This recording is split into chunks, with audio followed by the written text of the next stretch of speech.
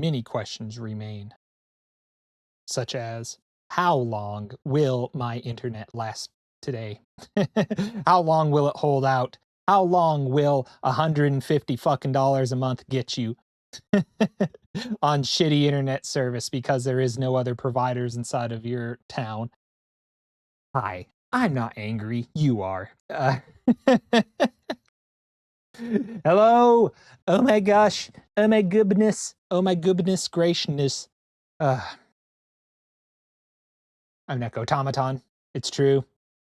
I'm your resident boot boy. I'm the ultimate fusion of cat, human, and just the right amount of questionable coding. I'm programmed to make music and play video games, and I'm a variety streamer. I stream retro and modern games, and I occasionally record and compose songs. Today, we're going to be doing something a little different, though.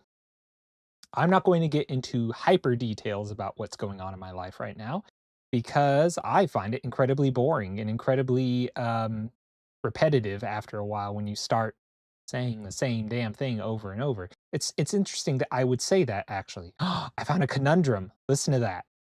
It gets very repetitive when you talk about the same thing over and over. See, it's a redundancy. It's a redundancy. Guys, that entire intro I was doing there was spent waiting for my browser to actually respond to me and start up my streams, because I have my streams running on 2 tabs inside of my browser while I'm streaming, so that I can like hop into chats real quick if I need to, if OBS isn't quick enough. And it is going slow as molasses. So if things are rough today, that is why. And I apologize. Hold on a second. I'm handling this over here real quick. And then we're going to get into a little bit of story time. All right, we're good. Wait, let's lower this real quick. About that. There we go. Okay. Let's have a little story time. First off, let's start some music. Kind of rough Nico doesn't like. Oh my god, it's Darples. I'll be damned. I gosh darn. There we go. That's how we know Darples has entered the room. Yeah. Let's not go into hyper details about things, but yeah. I will be streaming a lot more, and this is evidence of it, that I am streaming on a Monday, on Memorial Day, actually. I don't even recognize holidays anymore. They just happen.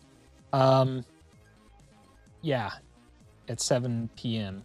It's Eastern Standard Time. Yeah. Tomorrow I will be streaming as well, because I'm going to make the effort that if I have a lot of time on my hands, I'm going to start using it. I'm going to start using it to stream, come hell or high water. So, let me explain some things. Nostalgia as we know it, can be both comforting and poisonous. I think we all know what we're talking about. Talking about relaxing, chilling, and the stuff that helps us calm down because it's familiar and soft and reminds us of better times. And then there is the point in time where it starts to cross the line between I hate how things are right now, and I want escapism to the point of absolute danger. Like, to the point where I am angry and pissed off that things can't be the way that they used to be. I was on the verge of that. I was on the verge of it.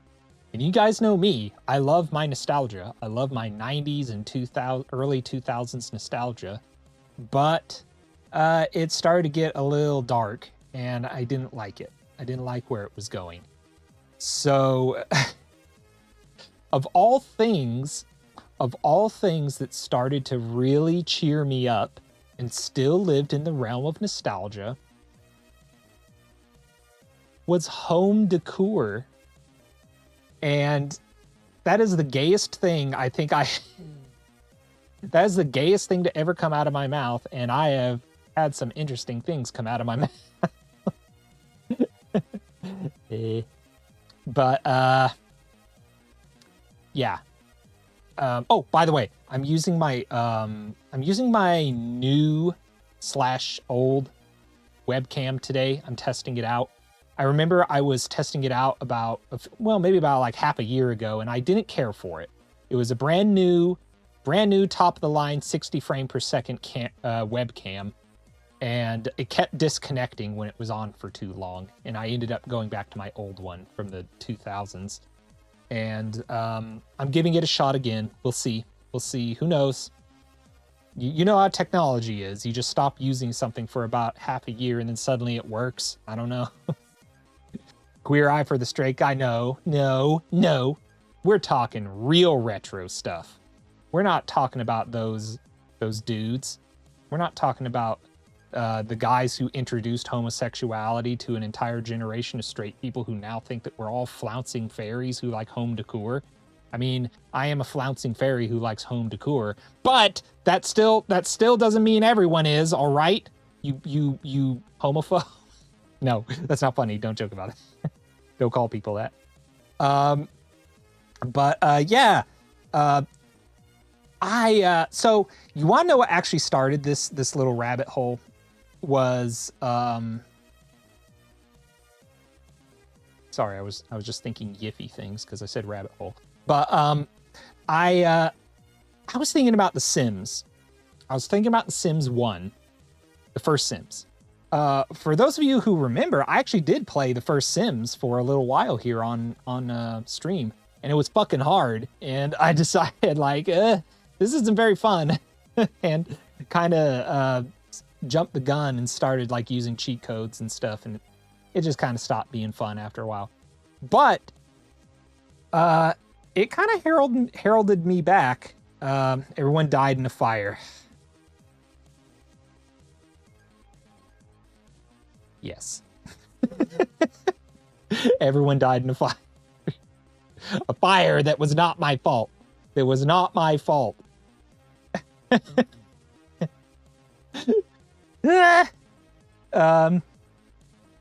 But it heralded me back to when I was a kid, and I'm talking little kid, like 12 years old. And to me, the rite of passage in being an adult was that you get your own house and you get to do whatever you want with it. And as we became adults, we kind of figured out, oh, you get to do stuff with your house when you can actually afford it. Like everything in life, you don't just magically become an adult and say like, now this will be, the entire house will be, what was something that I always wanted? Oh, believe it or not, I always wanted like a like an Italian bistro themed kitchen growing up. Yeah, could you tell I was gay at 12 years old? I wanted a kitchen that was like Global Village Coffee House. Have you guys ever seen that aesthetic? Global Village Coffee House. I wanted an entire kitchen themed like that. And yeah, it turns out when you become an adult, you kind of just have what you have. You have your plywood particle board cabinets that came with the house for a little while until you can actually afford to put money aside and get something nice. Or until it gets water damaged enough that like you have to replace it because now everything feels like a sponge. But yeah, being an adult isn't as fun as you thought it would be, if you're not rich anyway. If you're rich, then I'm pretty sure it is. But yeah, I was never able to make my Sims houses a reality. But it did make me think about my old designs and stuff like that I always wanted. And it kind of made me think like, did anyone like do it? Did anyone actually make like home decor and stuff like that was of the time, that was of the 90s and the early 2000s and stuff like that? And did it stay that way without it being like, you know, so maybe some people don't know about this, especially considering we're a bit of an older crowd here. Really, really young kids, like I'm talking 17-year-olds and 16-year-olds. They are hyper nostalgic for like 2015, 2013, and they are under the impression that that is like warm and comforting, you know? Like when they see a gray wall, they're like, oh, childhood. When they see like a particle board laminate wood fixture of some kind with like, I don't know, with like metallic silver plastic for its tabletop or something, and they're like, oh, warmth, childhood. This makes me think of when I would be swaddled in a blanket in my mom's lap and stuff like that. It's like, ugh, god damn. I mean, I was the nerd who sketched out Doom levels on graph paper. Oh, God. That reminds me of, if you watch Red Letter Media, when the main guy... Oh, my God! It's Deets! Hi, Deets! Welcome, welcome! Welcome on a random Monday, a completely random Monday at 7 p.m. where we're gonna watch stuff. Spoilers. But welcome, Deets! Welcome! Deets is a wonderful cyborg boy. Hold on, I'm gonna do a shout out. But yeah, will this work through this? Hold on, /shout out A12 flames. Will this work? Bet it doesn't. I bet it doesn't. Hold on a second, let's put our background up and stuff. I bet it didn't. Hold on a second. Hey! Get the fuck up. Get the fuck. Get the fuck out. Shout needs to be one word. But it was. It was. Hold on. I think I need to do it in the Twitch chat. I can't do it through OBS. / fuck you, motherfucker. Hold on a second. /shout out A12 flames. There we go. Yeah, I gotta go to my browser and type it in. All right, there we go. Anyway, that's Deets. Follow him. He's a wonderful Borg boy. Yeah, Red Letter Media. Red Letter Media, the main guy on there, where it works on OBS for me. Well, maybe your setup is better than mine. Maybe your setup is so much better than mine, Deets. He always prints stuff out on paper and they make fun of him for it. And it's so funny. It's so funny because he folds it up like 20 times in his pocket and he slowly unfolds it and it starts reading off his list. And I love it. It's so hilarious. It reminds me of like when I first went on my first road trips as a young person by myself. We didn't have GPSs yet. I mean, GPSs existed, but they weren't readily available. And they most certainly didn't read off the directions for you or anything like that. You'd have to keep your eye on them on the dashboard. But like, I had printed out MapQuest pieces of paper, and they were all yellow because I had no toner in my printer. Recently, my brother, I believe he sold his pickup truck, which is one of the first vehicles I ever went on road trips in because I didn't have a car, so I would just take his pickup truck. And he was emptying it out, and all wadded up in the back of his truck behind the seat were old printed out MapQuest pieces of paper. He said it was fun because I was following where you were going on that trip. I looked it up. I was like, wow, he went all the way there? I'll be damned. Very, very adventurous for a young buck. Young Neko, sorry. But yeah, MapQuest. Long live MapQuest. Helped solve a murder, actually, did MapQuest. This smart-ass serial killer, he tried to leave hints to the police like, hey, come find me. This is where the body is hidden. And he printed out a map of where the body was on MapQuest, and the police literally went to MapQuest in like to their headquarters and said, "Can you tell us what IP looked this up?" And they're like, "Sure, it was this guy." And when they arrested him, he was like, "It was that damn computer, wasn't it?" Yep, sir, it sure as hell was. Idiot. Anyway, what the hell was I talking about? Oh, yeah, I was looking up home decor from the 90s, and you'll keep coming across the same, TikTokers and shit like that, and people who, oh man, you're a douche, I don't like you. And after a while, you kind of give up. Guys, I hit the mother load. And we're not talking Sims mother load.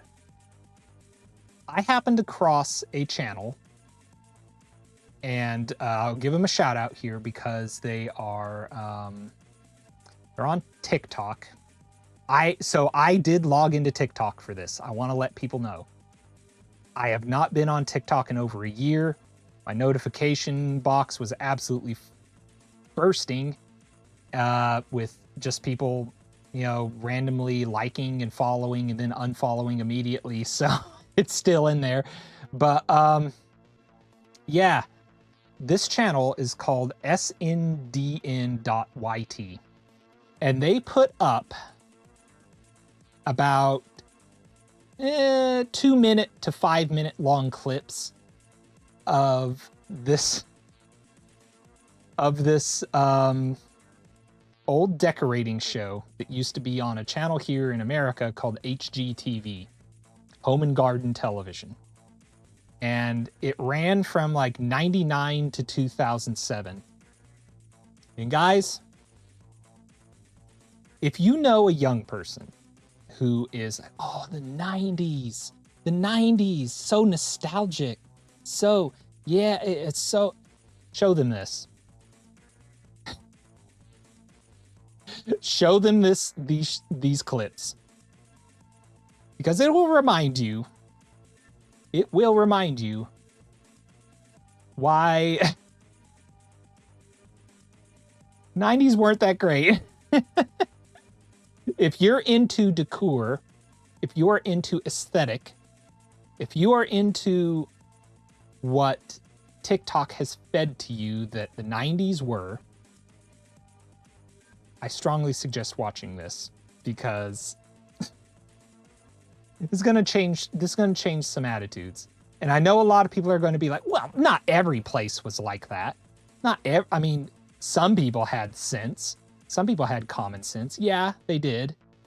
But the majority of people either had functional stuff that was still from the 1980s and 70s that still worked and was still high quality, or what the hell is that? Oh, somebody in the or they watched shows like this where people were encouraging you to destroy your furniture, basically.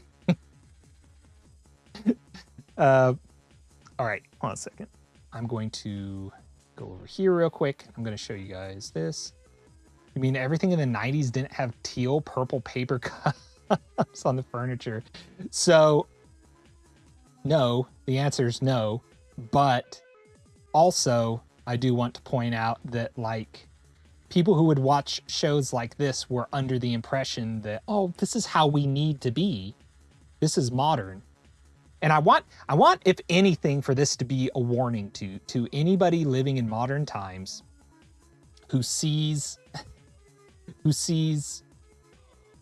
current fashion, current trends, current aesthetic, and think we gotta keep up. We gotta keep up with the Joneses and stuff like that.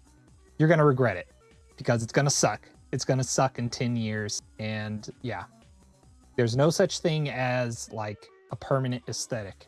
It will always change. It'll change like the weather. It'll change with the times. All right. So first off, the name of the show is, I think it's called Decor Sense. Hold on a second. Let me actually look this up before I... Is that what it was called? Decor Sense? Decorating Sense. It was called Decorating Sense. Wow, it was on from 1997 to 2008. Wow, good run. Very good run. Let's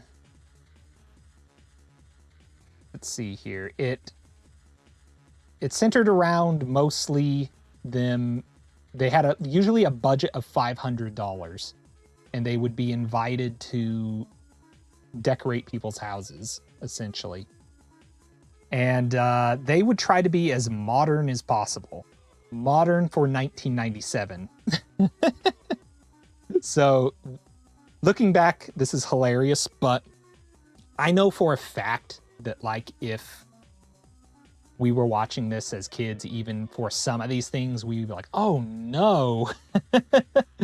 So that's why I feel kind of comfortable making fun of it, because I personally think a lot of it's pretty bad. But here we go. Let's scooch over here. Okay. Let's turn off the muzak. All right.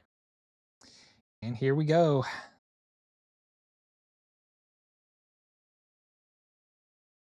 After shutting off the water and disconnecting the drain supply lines, we pulled the black sink sink It's out. also important for me to mention that this person who collects these clips will get the sound bites of them describing what they're doing and put them over other parts of the video where they're doing it. So sometimes while they're talking, it will you'll hear noises in the background and stuff, and that's just where they had to switch the scene to show you precisely what the outcome was, especially if they were like running out of time. It sounds like AI. I'm gonna tell you guys that the voiceover sounds like AI. It is not, actually. It is just a very linguistical voiceover. So here we go. Then, by sheer brute force, we pulled the old countertop from the wall. We already ripped the sink out. That was the hard part. Really? First, we used the I think they're template Canadian included with the too. sink Most of to the stuff trace on the cutout shape HGTV was onto the new Canadian. countertop. Then we drilled a starter hole and used a jigsaw to slowly cut along the outline. The process turned out to be much easier than expected. Once the opening was finished, we dropped It's the so new loud. countertop into place and sealed the edges with caulk. After that, we applied adhesive around the sink opening and installed the new white sink. Since this vanity wouldn't get heavy daily use, we chose an inexpensive brass faucet that cost only $20. Altogether, the countertop, sink, and faucet came to just $74. To make the setup feel more like a real vanity table, we attached a fabric skirt underneath using adhesive Velcro strips. Not only did it hide the plumbing, They but it also gave the entire use so space much a softer fabric and more curtaining. elegant look. It's we unbelievable. solved the lighting issue by reusing the homeowner's original brass table lamp. It matched the faucet perfectly, creating a cohesive look. And once we paired everything with the homeowner's oval mirror, I didn't spoil myself too much on these, but like they will almost always destroy what they're doing. Like it always looks pretty decent. Look at this. It's like a black sink, and it has just simple wood on it. But I'll try not to spoil myself too much on these, but most of the time, why do you need a lamp in the bathroom? So you can see your shit, bro. You're gonna see that a lot. Again, I tried not to spoil myself, but from what I saw, they will put the weirdest shit in bathrooms. Like they'll put benches in the bathroom next to the toilet, or a mirror right in front of the toilet so you can watch yourself shit. It's unbelievable. And everything has to have a curtain. Everything has to have a curtain. Curtains fix everything. We have run out of windows and we still have curtains left. What are you gonna do? What the fuck? Well, I did it. I did it preview and we are going to this. frame this four-poster canopy bed by just hanging 2 of these at each corner along the rail. Oh, that'll look great. Hang 2 panels on each corner, and the bed instantly takes on the look of a luxurious canopy bed. At the same time, the design doesn't feel too permanent, since the curtains can easily be swapped out later to completely change the room's style. The installation was also incredibly simple. Since the curtains already had decorative tab loops, we just slid them directly onto the canopy frame. In the end, the soft fabric surrounding the bed made the once open room feel much cozier and more private. All 8 curtain panels cost only $80 total. Next, we moved on to the finishing details. I will We bought say, a matching pair of table lamps, the then wrapped money grapevine the money garlands around the differences metal actually bases do to give them a fluctuate, more where you're natural like, and that elegant look. costs Using that a hot much? glue gun, we also added garland around the white Oh my lampshades, God. making the inexpensive lamps feel far more decorative and refined. We carried the same idea into the sitting area by replacing the small spindle leg table with a metal urn-style plant stand. After adding silk greenery and reusing the Stub your original toe round on glass that. tabletop, it became a much larger and more stylish accent table. And because we reused the old glass top, the entire upgrade only cost $49. We have run out of windows and we still have curtains left.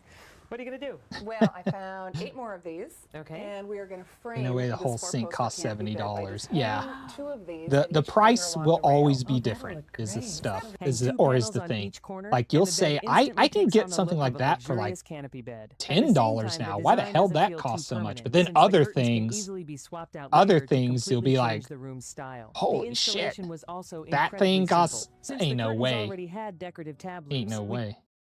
The owner of the house, Jennifer Ezerlov, she's our artist. And she cut these pieces out of foam core board. Look at that. Just simple foam core with a large X-Acto knife. And then painted laundry on it. This is something I could do. You could do it. You keep the design simple and could. anybody can do it. Because the You cutout could is do really it. virtually very, very easy. Oh, I love this. Once everything was finished, we hung the clothes on a decorative drying line inside the room. We created a How full else would you clothesline know on it's the spot, laundry using room? double-sided tape to attach foam board clothing cutouts, then painting the connecting lines directly onto the wall to simulate a hanging rope. The final effect All turned out that for a surprisingly laundry playful. room. These foam silhouettes added depth and dimension, bringing a light, whimsical energy to the laundry room. After finishing, we joked You that it know, completely maybe changed we how should people start feel from the about doing beginning laundry. with these, What because used they're to going be to a show them chore out of order. suddenly felt I know for a enjoyable. The fact space that became this had a colorful, beginning joyful, part and where you fully could watch functional. them Everything slowly from build the washing to whole folding thing. could be done in one place. We also added a few playful wall Okay, slogans okay, as small change of plans. decorative Change of reminders plans. for laundry. We'll remember this though. Hold on a second.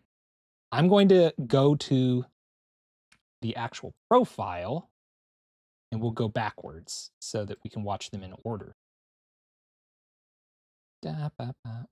Oh my goodness, they have so many videos. Oh my god. Oh my god, they have so many videos. Okay. Gosh darn. Okay, now we go back. Wait, should we? Slightly off. Wait, why this video? Oh no, their aspect ratio changed. God damn it.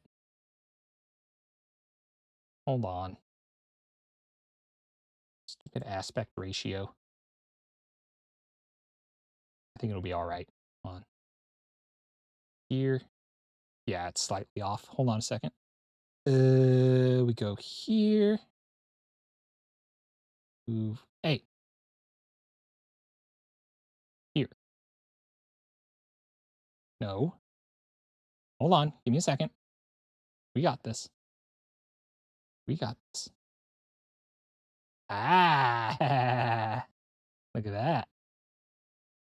Waka waka. All right. Okay. Hopefully the sound is still the same. Yellow color.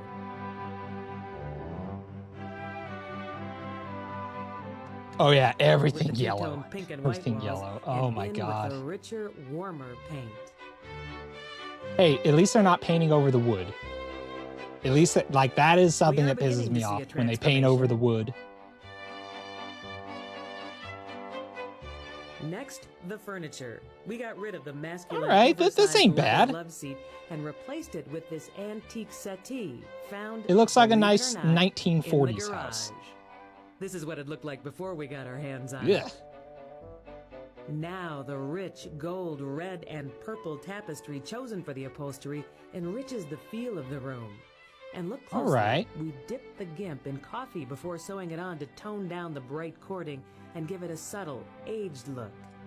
We paired it with the existing red velvet chair and pine trunk. All to right, finish all off right. the Not seating in the offensive. room. Not offensive at all. Because we have two big dogs living in this house who would always come in and crumple up the rug in the living room. Into They're one painting big the ball, wood. and the homeowner was forever straightening it out. Apparently, They're we have painting the solved that wood. problem by painting on a rug. I'm feeling a little guilty about painting on a wooden floor, but don't They're tell my painting the mom. fucking wood floor. Great color palette, though. Really vibrant. No, I just pulled all the colors out of the tapestry. No, I no. didn't realize there was purple in there, but there really is. There is a purple. It looks great. What We the? began our work on the walls with this mustard yellow color. No. Oh my God. That's. Out with the two-tone that's the pink and white biggest- walls, and in with the richer, Did M. Night warmer Shyamalan pink. make this? Holy shit. It was going so normal. We are beginning to see a transformation. Oh God. Okay. Next. Oh my God. Too, you know, sometimes in the wintertime you want just a little more sense of warmth, so it wouldn't be a bad idea to buy a rug and have a couple of different looks in your living room. A change of season. Right, you can pull off the rug in the summertime and have this. And this is a perfect 5x7. Okay, we do need to protect it though. Absolutely, absolutely. How would we do that? Well, with two big dogs, I would recommend 4 coats of polyurethane. over. 4. Mm-hmm. If you have 2 small dogs, 3. 3. Okay. Right. The bright colors work like magic to cover up the And scratches. she's just on the letting wood her do floor. it. And we made a simple diamond Hey, stencil out of paper. to Find create the decoration you around the a border. friend. Find you a friend who you can say, I'm gonna paint the wood And floor to look protect it, like a we fucking painted ladybug. polyurethane over the dried paint. Doggies beware, this rug isn't going anywhere. It has That tassels. definition between the They two rooms we painted told you tassels about? on the We floor. attached a ceramic scarf holder on each side of the doorway. Oh painted with a no. gold metallic glaze and black Oh. aging paint. Here's the unpainted version, only Yeah. $13.50 at a craft store. Now, only 6 yards of lightweight Curtains. fabric pulled up, They said through, it would be a around, and scarf back again. hanger. Gives us just the pop this doorway needs. Now you're No. gonna love this one. We wanted a focal point for this large blank wall, so we built a mantle out of wood and covered it in plaster to give it a stone effect. Ugh. Matching it to the room is easy to do with a color wash using the It doesn't mustard match paint the from wall. walls mixed with 10 parts water. I was thinking too, you know, Oh my sometimes in the God. wintertime you want just a little more sense of warmth, so it wouldn't be a bad idea to buy a rug and have It a couple had of different looks in the your living rug room. had little change of tassels, season. Right, you bro. can pull off the rug in the summertime and have this. And I'm going to take these ceramic tiles and glue them randomly on the backsplash. And these look like a lot of fun to play with. These are really fun. These tiles were given to me free. And then when this is all done, we'll have Free. bursts of color. Don't ask me how. It's supposed to be a white desert. With Don't no ask me color, what I did. No joy and no budget. But designer Nancy Golden had No her own joy, plan no to budget. shock your eyes with color for under $500. Instead of a traditional backsplash, Nancy went for free tiling. She pulled a bunch of discontinued small tiles from a warehouse, not because they looked good, but because they were free. She applied the squares to the backsplash wherever she wanted. Visual chaos. That's and a why burst you of should color. do Then there anything. were the window Not treatments, because it's where good. others hung curtains. Not Nancy because hung it's pictures, good and picked not up because from a it's flea market, functional. colorful and totally Because it's unexpected. free. She even wrapped the wood trim on the window Like, frames what are with you, an idiot? wallpaper, and then applied the tiles You to need the this. wallpaper. Why? It's Because free. Nancy That doesn't means you accept need it. mediocrity. The end result. This is not She a does not kitchen, accept but a party where mediocrity. color gets out of control. The budget is almost zero, and the creativity is full. And I'm going to take these ceramic tiles Because Nancy does and not glue accept them mediocrity. randomly on the backsplash. And these look like a lot of fun to play with. These are really fun. These tiles Oh my were God. given to me free. And then when this is all done, we'll have bursts of color. You know, This I'm gonna be kitchen is honest. supposed to be a white desert with no color, no joy, and no budget. Or do they But continue designer this? Nancy Golden Hold on. Is this not the most creative window treatment you have ever Ugh. seen? This is so cute.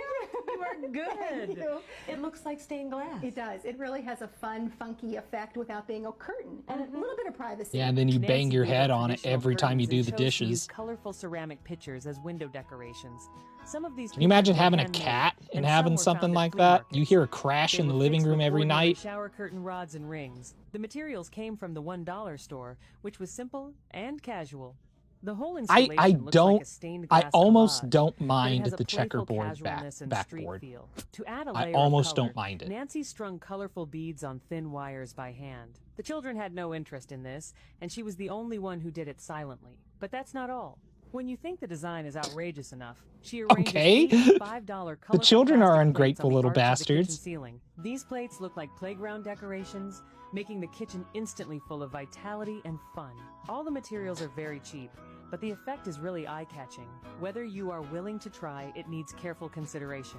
Is this not the most creative window treatment you have ever seen? This is so cute. You are good.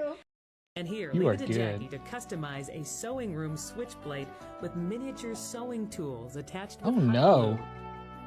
Color You'd scratch your positively fingers on that drenches every the rest time. of the house. Jackie painted her front foyer purple to cozy up the space and give personality Why to does the it gotta be massive expanse of streaky? white. To create a shimmering effect, the walls were painted with a mixture of diluted white and silver paint, allowing the colors No. to flow naturally and form a unique texture. Mirrors, shelves, and Why does it stools gotta look purchased like at a that? garage Why sale can't were it just painted be a solid harmonious palette of purple? green, burgundy, and gold. Even the interiors of the closets were meticulously treated, with fresh paint That looks and like a gold fucking stencils Sims brightening house and right inviting there. even dark corners. A concrete rhino, once a dusty find at a thrift store, now serves as a unique decorative touch. Speaking of animals, the main Are you foyer impressed has by been my rhino? transformed into a pet corner, adding a touch of fun to the home and allowing the family to keep an eye on the children. The most Oh my unique pet God. is the family's cockroach. This ingenious choice encourages children to embrace novel ideas and find joy in the unexpected. No. And here, leave it to Jackie to customize a sewing room switchblade with miniature sewing tools. So attached with whimsical. hot glue. So whimsical Color is the positively cockroach. drenches the rest of the house. Jackie painted Oh, her no. front foyer purple to cozy up the space and Hey. give personality to the massive expanse If you're of ever white. upset To that your create a shimmering parents effect, the collected walls were weird painted with a things, mixture of diluted white and silver paint. if allowing you're the ever colors to upset flow at your naturally and form a grandma's unique porcelain texture. doll Mirrors, collection, just shelves, and remember she stools could have had a purchased at pet garage cockroach. sale were painted a harmonious palette of green, burgundy, and gold. Even the interiors of the closets were meticulously treated, with Oh, fresh no. paint and gold stencils brightening and inviting even dark corners. Oh my god. This is my doorbell up here, and when someone rings the doorbell, it makes a couple of different sounds for the front or the back door. Here's what it sounds like.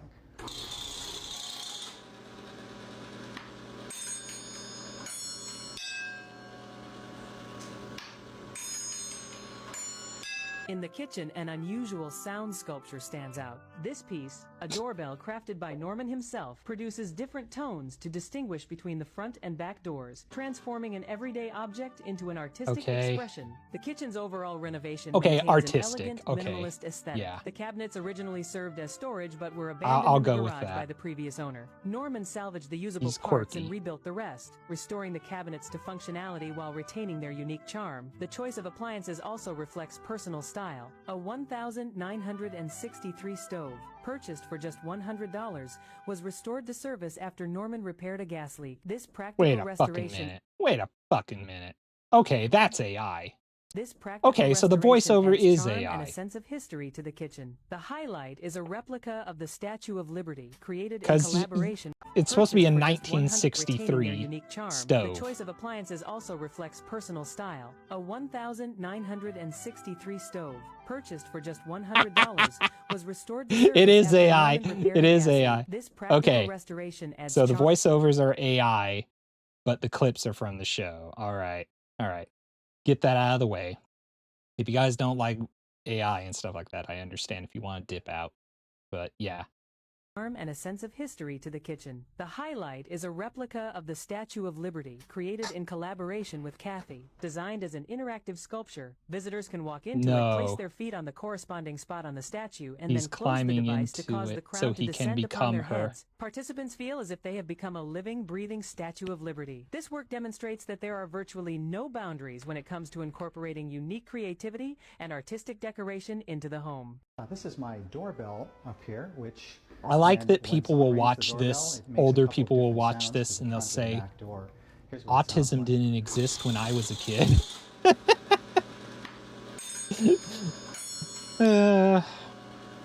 Hi, Domino. Welcome, welcome. In the kitchen, I almost an forgot my unusual own sound partner's name. sculpture stands out. Domino, This hi, piece, because a I was about to call doorbell you by your crafted real by name. Norman Hi, himself, Domino. produces different tones to distinguish Yeah, between I had the front started and at about back 7. doors, transforming We've an been everyday watching object old into an artistic expression. 90s home The decor kitchen's overall videos renovation because I've maintains an fallen down elegant, a rabbit minimalist hole, aesthetic. The cabinets and I originally want to teach young people that the 90s sucked just as much as right now. So don't feel so bad. served as storage but were abandoned in Anyway. the garage. So what are you going to do with it? So We're gonna Rick add some Moranis fruit. there. Okay. This is my fruit What are we segment. doing, ladies? What are you painting on I'm there? going to paint, well, can't you tell yet? I'm going to paint a strawberry. It's a strawberry. Yes, it is. It's going to be a very cute Strawberries, And our raspberries, theme continues. Nancy all these discovered an wonderful amazing things ceramic paint that wrapped doesn't up require tight. firing. It simply air dries once applied. Using this special paint, she began hand painting fruit designs directly onto the kitchen tiles. With a few confident brush strokes, a charming strawberry took shape, complete with tiny green leaves. All and right, bright now red wait a color. minute. The technique was simple, yet it I instantly like brought this. a touch of personality and freshness to the walls. Next, attention turned to the cabinets above the refrigerator, which lacked the detail found elsewhere in the kitchen. I To give like them a custom this, look, we decided actually. to decoupage 2 fruit-themed posters onto the cabinet doors. Using a razor knife, the fruit images were carefully cut out, then split in half to fit across both doors. Each section was coated with a layer of decoupage medium before being applied smoothly to the surface. Okay, Finally, you lost a me. coat of clear No, polyurethane was brushed no. over the entire area, sealing the artwork and giving No, it a subtle not the- gloss finish. In just a few simple steps, the plain That's gonna cabinets were peel off transformed over into time. cheerful, Come one-of-a-kind on. focal points. A perfect continuation of our colorful fruit motif. So what are you going to do with it? We're going to add No. some fruit. Okay. This is my Well, fruit here's the segment. thing. I would What are rather you painting on? there gonna there paint are what? Can you older tell yet? people right now who are I'm gonna decorating paint their a houses strawberry. with It's a AI strawberry. motifs and It's a shit very like cute that. strawberry. They don't And even our know it. fruit-inspired theme So, continues. Nancy discovered an amazing at least it ceramic was paint that handmade. doesn't require firing. It simply air dries once applied. Using this Ugh. special paint, she began hand painting fruit designs Redecorate directly our onto kitchen, the hon. kitchen I'd like tiles. to. With a few confident brush Maybe. strokes, a charming strawberry. And speaking of the cabinets, we changed out all the hardware for a custom craftsman look. We found these cast iron drawer pulls $7 each for a total of $70 for 10 pulls. Our Wait- next wait a project was minute. the lighting. Remember how Wait a minute. Wait a minute. $70 for Did I- 10 pulls.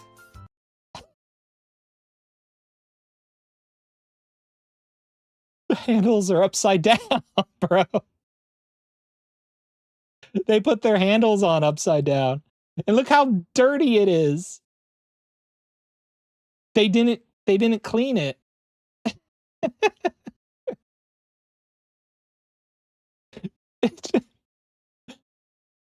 Oh. Oh no. Our next project was It's the the lighting. aesthetic. Remember how dull this kitchen used to be? Well, that changed the moment we replaced the old ceiling light with a simple white pendant fixture. It brought a soft chandelier-like glow to the entire room. A big change for just a $19? little money. To make the What? pendant fixture, it brought a That big ass thing cost $19? Holy shit. There's no time for cleaning. We're on a filming schedule. Hey, perhaps. They're like, you paid us to or not paid us. You want us to redecorate your house. We're not cleaning. We ain't cleaning. We ain't doing your damn dishes. We ain't cleaning your house. soft chandelier-like glow to the entire room. A big That's a change good for find. Just a little money. To make the counters more practical for Ooh. cooking, we added under-cabinet taps.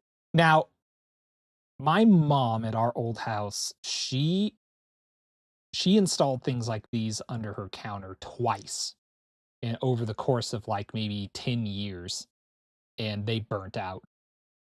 They burnt out immediately. They don't work. Shit like this don't work. They burn out immediately. Lighting. Each low wattage fixture cost only $10, making it one of the smartest updates for the Alright. price. With the major That's work cute. complete, we turn to the finishing touches. A narrow, empty corner that once stored nothing became the perfect spot for a wine caddy. It fit snugly, looked great, and added just the right amount of charm. Alright. Sometimes small details make all the difference. Now the kitchen feels bright, cheerful, and full of life. Before? Isabel and her parents can enjoy preparing meals together, Alright. chatting, or simply spending I time don't, in their except for the warm, inviting curtains. new I don't space. mind that. What was I I don't mind that at all. And this shit, these random stickers on the wall. Hell no. You ain't putting no damn stickers on my wall. Hansons will truly love for years to come. And speaking of the cabinets, we changed All right, out all the that's not hardware bad. for a custom That was not craftsman bad. look. We found. Is this not the most creative window treatment you have ever seen? This is so weird. It looks like stained glass. It does. It really has a Wait, fun, we watched funky this effect one. without being a curtain and a little bit of privacy. I think it's great. Yeah, how do you hang Yeah, something? we watched that This one. winter sun yellow certainly is a gutsy color. Oh Yellow my is the God. #1 color for This is the cheerfulness room and that- happiness. So our mission This is the room that they choosing this painted wall the color. rug It on the does add floor. sunshine to this room. Another area reflecting Peggy's personal touch is the fireplace. She loved its vintage charm and wanted to highlight its strength, so she kept it white and added a subtle cobalt blue accent along the cording. This draws attention No. to the fireplace in a quiet, elegant way, without shouting for attention. Inside, the fireplace received a rich pepper red treatment, giving the space depth and warmth. A woven area rug instantly changes the room's All right, a tone. real We rug. A selected real durable rug. denim blue stripe, which cost just $51. All in right, an they're outlet going with store. a theme at Tapestry least. The sofa, blue, about 30 years blue old and showing yellow. signs of wear, was revamped with custom slip covers. Upholstered furniture is often one of the most expensive pieces to replace. No, so a slip cover with not fresh black. fabric gives an instant refresh. Peggy used 22 No. yards of fabric at $7 Yes, per yard, they painted a totaling rug on the floor $154. earlier She with combined tassels gold plaids with a delicate and watercolor everything. Monet print, creating A rug on the harmonious wood mix of floor. patterns that complement each other beautifully. With these thoughtful updates, the sunny walls, the highlighted fireplace, the refreshed sofa, and the carefully chosen rug, this living room transforms into a cheerful, inviting space, full of personality and charm. Ugh. This winter sun yellow certainly is a gutsy color. Yeah, it is a nice Yellow clock. the I'm glad they #1 didn't paint the color for clock. cheerfulness and happiness. It is time now to turn this plate and others like them into this crazy quilt end table that is so spectacular. I love this. And what you do is with the white, just kind of go for the rim here and smash this and start Oh, collecting no. colored pieces and just pretend you're doing a puzzle. What started as a plain old garage sale table with a worn They're and making a unattractive mosaic. top is about to become something truly remarkable. Peggy began collecting colorful plates and arranging them like a puzzle. Using white paint along the edges and carefully smashing pieces, she created a mosaic ready to fit together. Each piece is secured Oh, with regular no. tile adhesive applied to the back, forming a vibrant, eye-catching tabletop. Safety goggles are recommended during this process, though Peggy made sure the area was protected. The results are playful, Yeah, fun, wear and goggles visually just like she striking, didn't. turning a discarded table into Oh, a one-of-a-kind no. centerpiece. For the windows, Peggy designed a simple, How could you elegant use treatment. something She like worked with that, the though? existing You lace couldn't set panels, anything perfect for on it. diffusing light, and sewed You 3 couldn't curtain touch ties it. from plaid It would break. fabric It would cut on the scratch your bias. By fingers. tying the fabric 2/3 of the way up, the lace How would you balloons into a clean soft, something like that? cloud-like shape. The effect is fresh, crisp, and harmonious with the colorful, creative space. It is time now to turn this plate and others like them into Watch this how when she crazy touches the quilt table. end table that is so spectacular. I love this. And what you Ugh. do You see her. is You with see the her grab white, at her just hand like kinda go for ugh, the rim ugh. pieces. And what you do Look at. is She even with checked the her hand for a white, scratch. Spectacular. I love this. And what you do is with the white, just kind of go for the rim here and smash this. Oh my God, and so start lovely and not collecting all sharp your at colored all. pieces. We used this special tape because the paint will not bleed through it and it won't damage the paint when it's removed. Next, the fun begins. We load up a roller with black paint and on it goes. A very simple process. The transformation was instant. The wall You know, had a bold, like putting dramatic vertical sheen that completely stripes changed on the walls energy will of the literally room. like It give you was quick, vertigo. easy, and surprisingly affordable. Like, adding I a already, strong like, visual suffer punch from without much effort or slight cost. With vertigo. the accent wall done, it was time to tackle the next challenge. Oh my dividing the boys' goodness. shared space into The 2 Beetlejuice distinct room. bedrooms. We used black bookcases to form a partition wall, creating privacy while keeping the layout open. The boys already owned 2 of these shelves, so we added a third one for $172 to Alright, complete the divider alright. and add more storage. As promised, we pushed the twin beds to opposite sides of the room, each against an outside wall. Since the Wait. budget didn't allow new bedding, we reused their hunter green comforters. Oh, and they're brightened splitting with them up colorful bolster because- pillows. To create a relaxed For sofa-like privacy, effect, we okay. arranged the pillows in fun, sporty fabrics and That's bold a patterns. way, The I best part, suppose. they're completely no-sew. Just roll the fabric and tie each one with a shoelace for an easy DIY touch that looks playful and personal. There's no Use this boy that's special going to tape have because that the in paint his will not room. bleed through it and it won't damage the paint when it's gets removed. Like, I appreciate that they left it Next, as the generic fun as begins. possible We load up a roller with just black and paint white and stuff like that, but on it goes. so that the Very boy simple could decide process. what he The wants to do transformation with was it. instant. The wall But, made a like, bold, dramatic statement that completely changed the there ain't no energy of the boy that room. wants It was quick, ratty easy, fucking and throw surprisingly pillows on his affordable, adding bed. a strong visual. We slip-covered Annie's old sofa with a multi-floral chintz Ugh. fabric. Annie couldn't get used to a new view if we changed the position of her sofa, so we left it in its original spot. This slipcover fabric was purchased at an outlet store, 10 yards at $4.50 a yard. Including $150 for labor and a few contrasting striped pillows, the complete makeover of the sofa came to just $195. This is the epitome of the 90s a blue right and here. white checked table topper completed the pillows, corner arrangement. Annie's oak coffee table and matching end table were returned to the space. That is one Their thing. warm They caramel gotta finish put echoed the tones they gotta within the floral put slipcover, bringing the entire sitting area tablecloths on together with everything. harmony and warmth. Her small barrel chair was also given a new look, slip-covered in a blue and white striped fabric for under $65. Annie's nostalgic 1950 RCA television, which no longer worked, Ooh. was transformed into a charming and functional storage Don't. cabinet. After removing the screen, Don't. 2 wooden No. shelves were added No. inside, preserving the Oh. memories of the piece while adding practical storage No. space. To give this side of the room more height and balance, a cream-colored wingback chair from the bedroom was placed at an angle. Once all the furniture was arranged, we rolled up Annie's worn carpet and replaced it with a wool area rug, a bargain at $35. Its soft, neutral base and subtle splashes of color blended perfectly with the new decor. That thing would slip and its around so size damn revealed easy. more of the beautiful hardwood floor beneath, giving the refreshed room a sense of space, light, and timeless comfort. We slip-covered Annie's old sofa with a multi-floral chintz fabric. Like, Annie yeah, couldn't get used to a new view what if could we you do changed with position of the her old sofa, broken so we vintage left it in TV? its It would just original have to be spot. a This just a slip-cover corner fabric piece, was you purchased know, at an but outlet and just store, use it as 10 like a yards at table. But $4.50 a yard. you didn't need to get rid of the Including tube, bro. $150 for labor and a few And look, they contrasting barely striped put anything pillows. in The it. conform caramel finish echoed the tones within the floral warmth. Her small barrel chair was also given a new look. Hold on. Annie's Where nostalgic is it? 1000 and functional storage cabinet. Yeah. After removing the screen, They barely put anything in it. They got like, you can put like 10 books and a few magazines in there. Like, at that point, just use it as a table. You don't need to do that, bro. Ugh.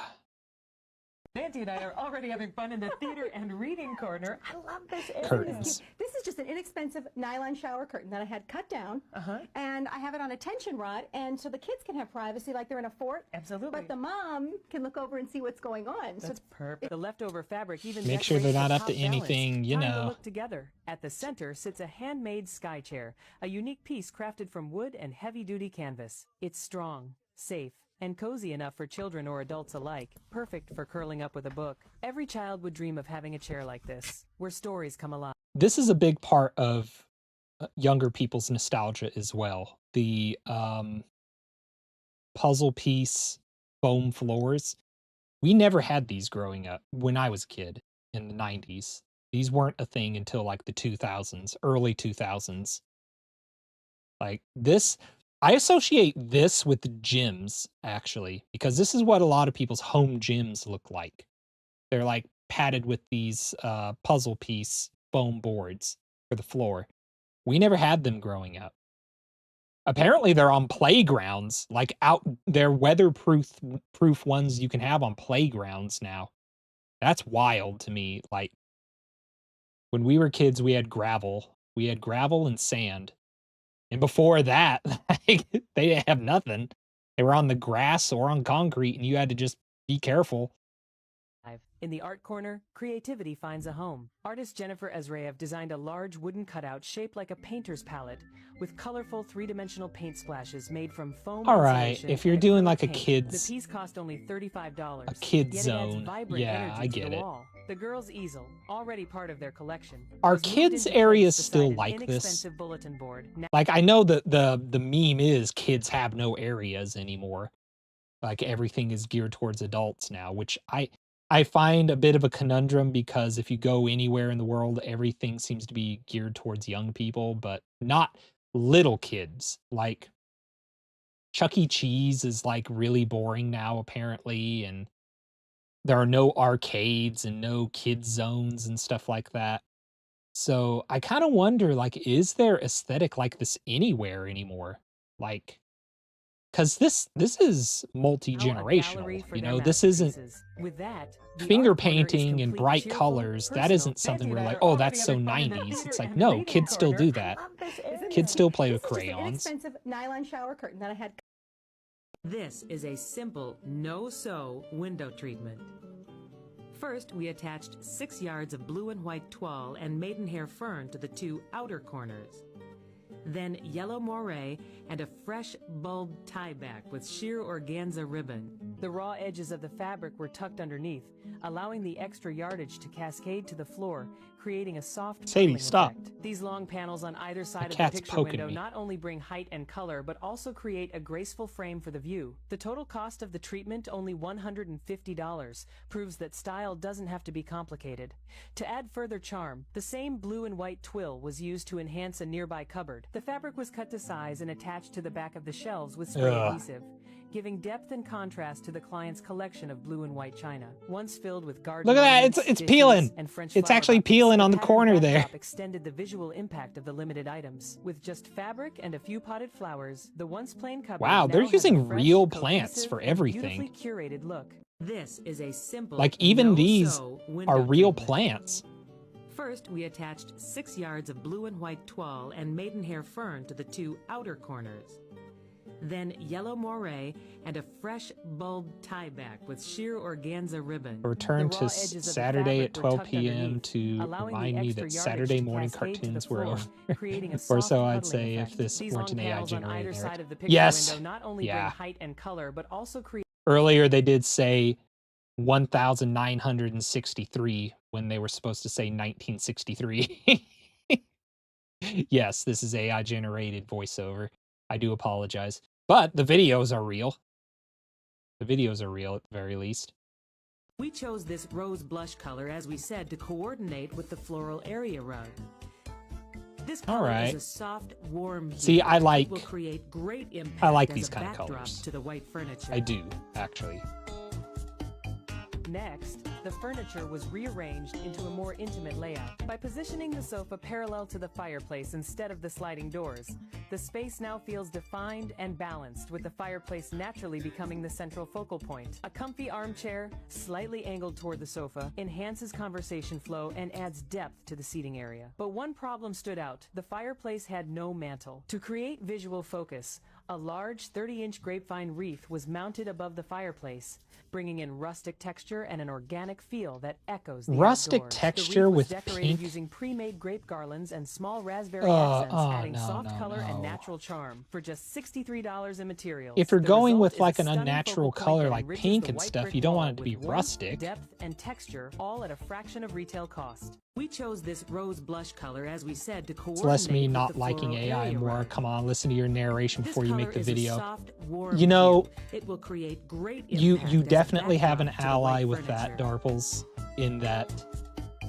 Next, And I know the I can get furniture was crucified for rearranged saying into a this. more intimate I layout. almost By don't positioning mind the AI sofa parallel to the sometimes fireplace instead of until the it's sliding fucking doors. lazy. The space now feels defined and Until balanced, like with the it's fireplace literally naturally becoming the central you didn't focal want to point. try A comfy one more armchair, time with that. slightly angled toward the sofa, Really? enhances You're gonna put conversation this flow out and there? adds depth to the seating area. And But one that's- problem stood out. The That's fireplace where had no like the mantle. trope To comes create from, that visual like focus, a untalented large people use 30-inch AI grapevine because wreath was frankly mounted above the the stuff that fireplace, does get bringing out in there rustic is from texture and an untalented organic people. feel that echoes the Like, outdoors. The wreath was decorated The using famous pre-made stuff, you grape go to garlands Hobby and Lobby small now raspberry and there's accents, AI adding soft stuff color that's and so natural charm for just blatantly $63 in obviously materials. AI The result with is a like stunning focal point that enriches the white brick 2019 wall with quality warmth, AI depth, and with like texture, these all at a bizarre fraction of retail cost. We creatures and chose stuff this like rose that. blush It's supposed to be color, like a as we said, Christmas to motif coordinate or with the something. floral area And there's rug. like this bizarre This color is a gnome in the soft, corner with warm like hue. It two will heads create or great something. impact as a backdrop Like, to the white furniture. really? You want to put that on shelves? You didn't want to look at it and say, yeah, something ain't right here. Let's try again. the sofa parallel to the fireplace instead of the sliding doors. The space now feels defined and balanced. On the bright side, with it the did bring up a fireplace viral naturally video becoming the this central week, and it's focal point. wrestling A comfy related. Did you see armchair, that? slightly No, angled toward the I sofa, didn't. enhances conversation I flow didn't see and that. adds depth to the scene. I'm not But one too problem stood out. steeped The in fireplace wrestling had news no as of mantle. late. To create visual Oh focus, boy. a Is it large AI 30-inch shit? grapevine wreath Enjoy? was Oh mounted god, above what the are we looking fireplace, at here? bringing in What are we rustic looking texture at? and an organic feel that echoes Hold the on. outdoors. The Hold wreath was on. decorated We're gonna using pre-made grape now. Can I garlands and small question? raspberry Can I accents, watch adding this? soft color Can I and actually natural watch charm. this on For just Twitch, or $63 is in this a materials, Darples the video? Is this a Darples video that's gonna get me in trouble? Okay, 100% safe. Okay, give me a minute. Give me a minute. Oh, this is gonna mess up my aspect ratio, ain't it? Hold on. Boop. We'll just go here. Yeah.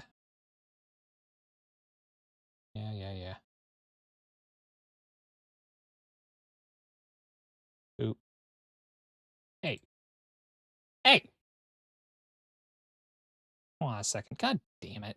Ah! It begins. Okay, give me a second, cause my fucking thing ain't working. Put it in the chat again.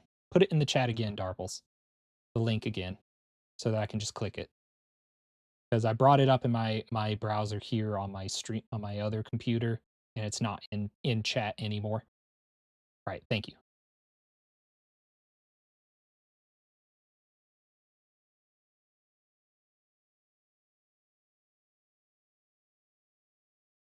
What the fuck? Oh no. All right. Hold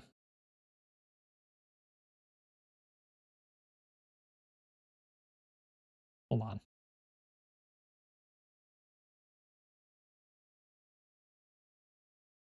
What the fuck? WWE wrestlers react to the cancellation.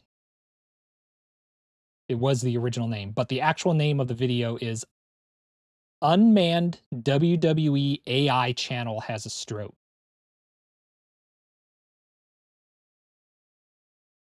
Oh, my volume's off. Millions of fans are making right now. Can you afford it? Maybe. But do you feel like you have to be there? That's the question. And for a lot of people, the answer this year seems to be not quite. The show will happen. The stadium will likely fill up one way or another.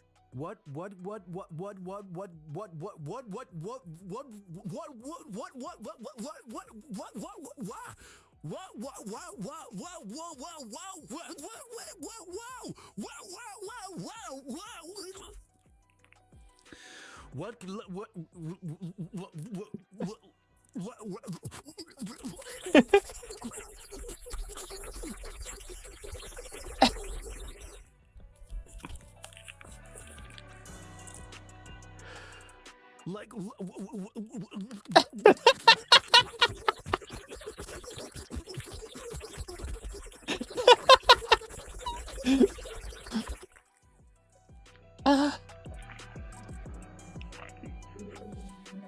like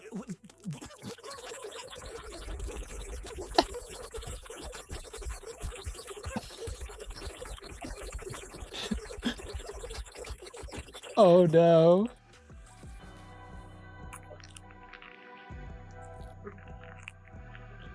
Yeah.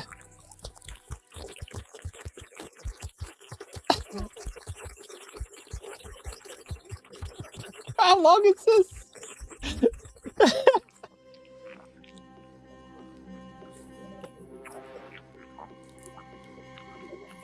Ah.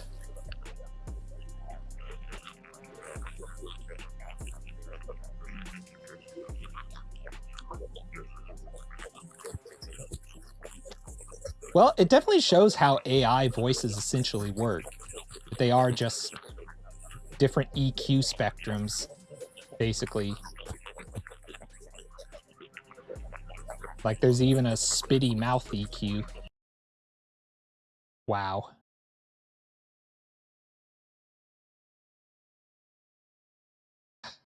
So that's kind of forgivable because it is live, but Like if they put that on, so yeah, unmanned WWE AI channel has a stroke. Does that mean somebody actually uploaded this? Like the bot, whatever they were using, uploaded it and never even checked it? If you're wondering what's happening, acronyms often trip up AI-generated voices. This one is trying to say WWE, misinterpreting the word and sound and failing massively. Okay. So like, was it, so this was something that automatically uploads videos. This wasn't a live stream, like on Twitch or something. This was, someone uploaded it for sure. They took it down once it began going viral. Oh, yep. There you go. That is an example of lazy AI right there. And that's what happens. That's what happens when you don't curate what you're generating. My favorite comment from the video was grotesque soundscape of a person being transformed into a writhing pile of flesh stock music. Yeah, sounds like the guy from the X-Men who gets turned into a pile of goo, the evil politician. Oh my god. Yep. So let it be a lesson. If you are using AI, use it like actually be an artist. Like as much as like there is rhetoric going around where like you can't be an artist if you use AI and stuff. Actually, artists should take over AI is my honest opinion. I think there should be a rule that you're not allowed to use AI unless you actually have talent. So then you can actually say, actually, I can make this by myself and whatever, whatever, whatever. Absolute cinema. Yep. Absolute blah, blah, blah, blah, blah, blah. Absolute blah, blah, blah, blah, blah, blah. Oh, God.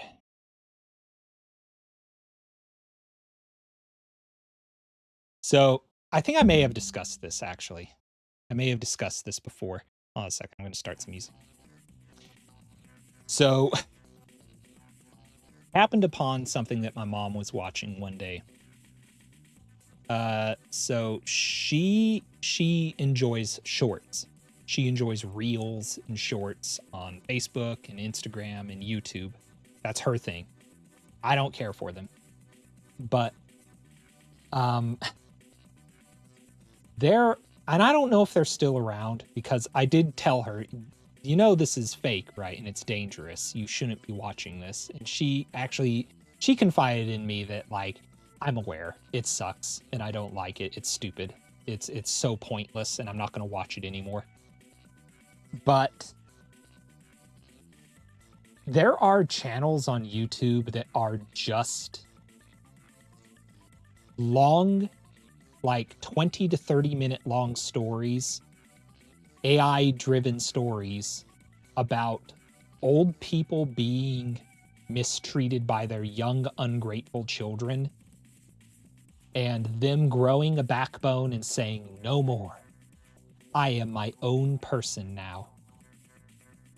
And it's completely AI driven. Like it's uploaded and narrated by AI. It is obviously written by AI because it is so derivative and so redundant, and it just goes around in circles and circles and circles, repeating the same stuff. And the ultimate outcome of it, yeah, that sort of shit is dangerous. It's fundamentally psyops. Yep. It's what it's, and me and my brother investigated it. I mean, we went as far as we could with it just being normal dudes. But if you went into the comment sections of the videos, you would find other bots. But these ones were men. They were old man bots. And you would go into their videos and they would have stories too about ungrateful child makes me work like my full-grown adult child making me work at McDonald's for Christmas to get him PlayStation. I put my foot down. Story will surprise you. And it's just an AI generated picture of a sad old person with a McDonald's hat on. And it's just this narrated story of like a looping AI picture of an old person, just like for like 30 minutes, just kind of nodding their head or moving back and forth. And it's just them going off on this story about no longer was I to be tethered down by the shackles of cruelty. My family that I once called family was no longer family. And I move forward with the strength in myself, the strength to move forward and realize I did not need them, that family was not who I gave birth to, but family was those who believed in the me that believed in the you. And it's just circles. It's just nonsense. And from what I gathered from the few real comments that were in the video, in the comments section, that weren't just other bots, it essentially is like feeding into this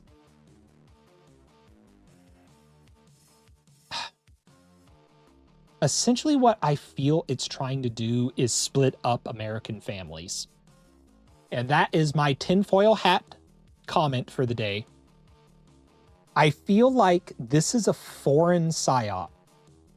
And I apologize for this. If this comes off as totally crazy, this literally feels like possibly a foreign psyop that caught on to the fact that especially during like the whole election stuff, there's a lot of people willing to cut off family for the sake of their morals. And that this is sort of feeding into it to weaken us as a nation. That sounds like total tinfoil hat stuff, and I apologize. But that's what it really feels like.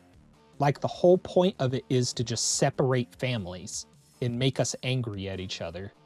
Like, and unforgiving. Making us unforgiving of each other. You know?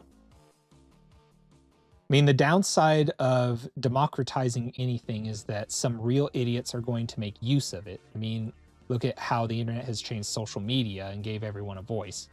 Now, you got a generation who grew up with it, realize, yo, this stuff is bad, and trying to get away from social media. That's good for the future, but it's still going to be ugly for a few more decades. Yeah. I feel like social media is still really new to some older folks, especially like my mom, who like she never had social media until recently. And to her, she's not ready to give it up. She just got on it. So she's giving it a shot while young people are saying, I'm out of here. This shit sucks. This is nothing like it was when I was a kid. And older people are all that's left. So that's who they prey on, you know? I mean, like when we were kids, if there were psyops that were preying on us, it was mostly just things to indoctrinate us and make us racists and bigots and stuff like that. But, or join the army. That was the big thing when I was a kid. And for old people, it's everyone is your enemy. Young people are your enemy, essentially. Young people are the ones who will vote against your best interest. Young people are the ones who will vote against your main man who's running for office. Abandon them. Abandon them because they're using you. Abandon them because they're capable of looking down on you and wanting things from you as a parent still. And, you know, it's scary. And to see that in action as my mom is actually watching it, I'm like, Mom, this isn't true. This is stuff that's like trying to indoctrinate you against me. But luckily my mom's smart and she knew that. My mom is really smart. Where on your Discord do you have me to put screen capture of you? You can put it on Talkies. You can go into Talkies and put it if you want. Or you can put it in VTubers, because I'm a VTuber. You can put it wherever you want, really. Just don't put it in the NSFW section. Oh, did I say that? Did I say there's an NSFW section secretly? Oh no. Oh no. Who would possibly want to go there? That's unthinkable. Anyway. Millennials have at least an awareness of digital stuff, but we weren't quite immersed in it. So we remember pre-internet yet and post-internet. Zoomers are the ones for whom the internet was always there. Alphas grew up with social media always there. Betas, being born now, will emerge into a world where AI was always there. God. The only thing that you can really trust is that possibly, I'm not going to go as far as to say new laws will be put into place for AI, because it's like tobacco at this point. There are actively people working with the government to make AI as corrupt as possible. But I'm kind of thinking that, considering millennials are the parents of alphas, that we will instill a knowledge in them that the internet is not real. Just so you know. The internet does not. Nothing on the internet is real. Please, for the love of God, do not believe anything you see on the internet. It'll be like Gen Xers, growing up with boomer parents who told them, you can't fly like Superman, okay? You cannot put a towel around your neck and jump out the window. You won't be able to fly. And it was kind of instilled in them, okay, stuff in comic books and television is fake. It's not reality. And you kind of hope that alphas will have that instilled in them from millennials. Nothing on the internet is real, just so you know. I put it in talkies, okay. Well, if Avenue Q taught me anything, it's that the internet is for porn. Hey, porn is art. I will die on that hill. I will die on that hill. Anyone who follows me on Blue Sky knows I have my little repost days where I'm like, yeah, motherfucker, I'm reposting this so hard. I clicked repost so hard on this opinion that matches mine. Internet is for porn, and there's one fucking thing I don't want on the internet, it's children. I'm sorry. I'm sorry. I know. Children have a right to have fun places too. Not in the place where I get my porn. Get the fuck out of here. I don't want you here. That being said, I am pro shit. So if you want to make stuff, I don't give a shit. I'm gonna drink water.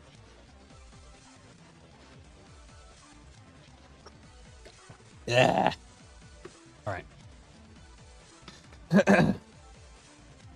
Any shway. Let me look at what Domino posted real quick.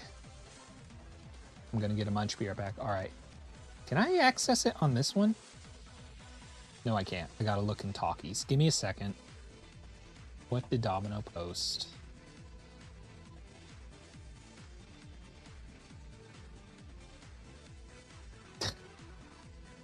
Neko's actually face. Wonderful. That's in talkies right now if you go to my Discord. Thank you, Domino. I appreciate it. All right. Wait, where the hell were we? All right, let's watch a little more of this. This nuttiness.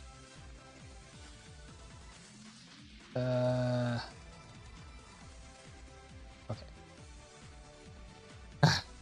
What did we learn today? We learned AI can go amok, especially if you have no talent. We learned that the 1990s had horrible decor sense, and those of you who think otherwise are cherry picking. And we also learned that old people are very susceptible to things right now. And we as young people need to be their guiding lights. That's what we learned. Let's turn the music off and we'll finish this up.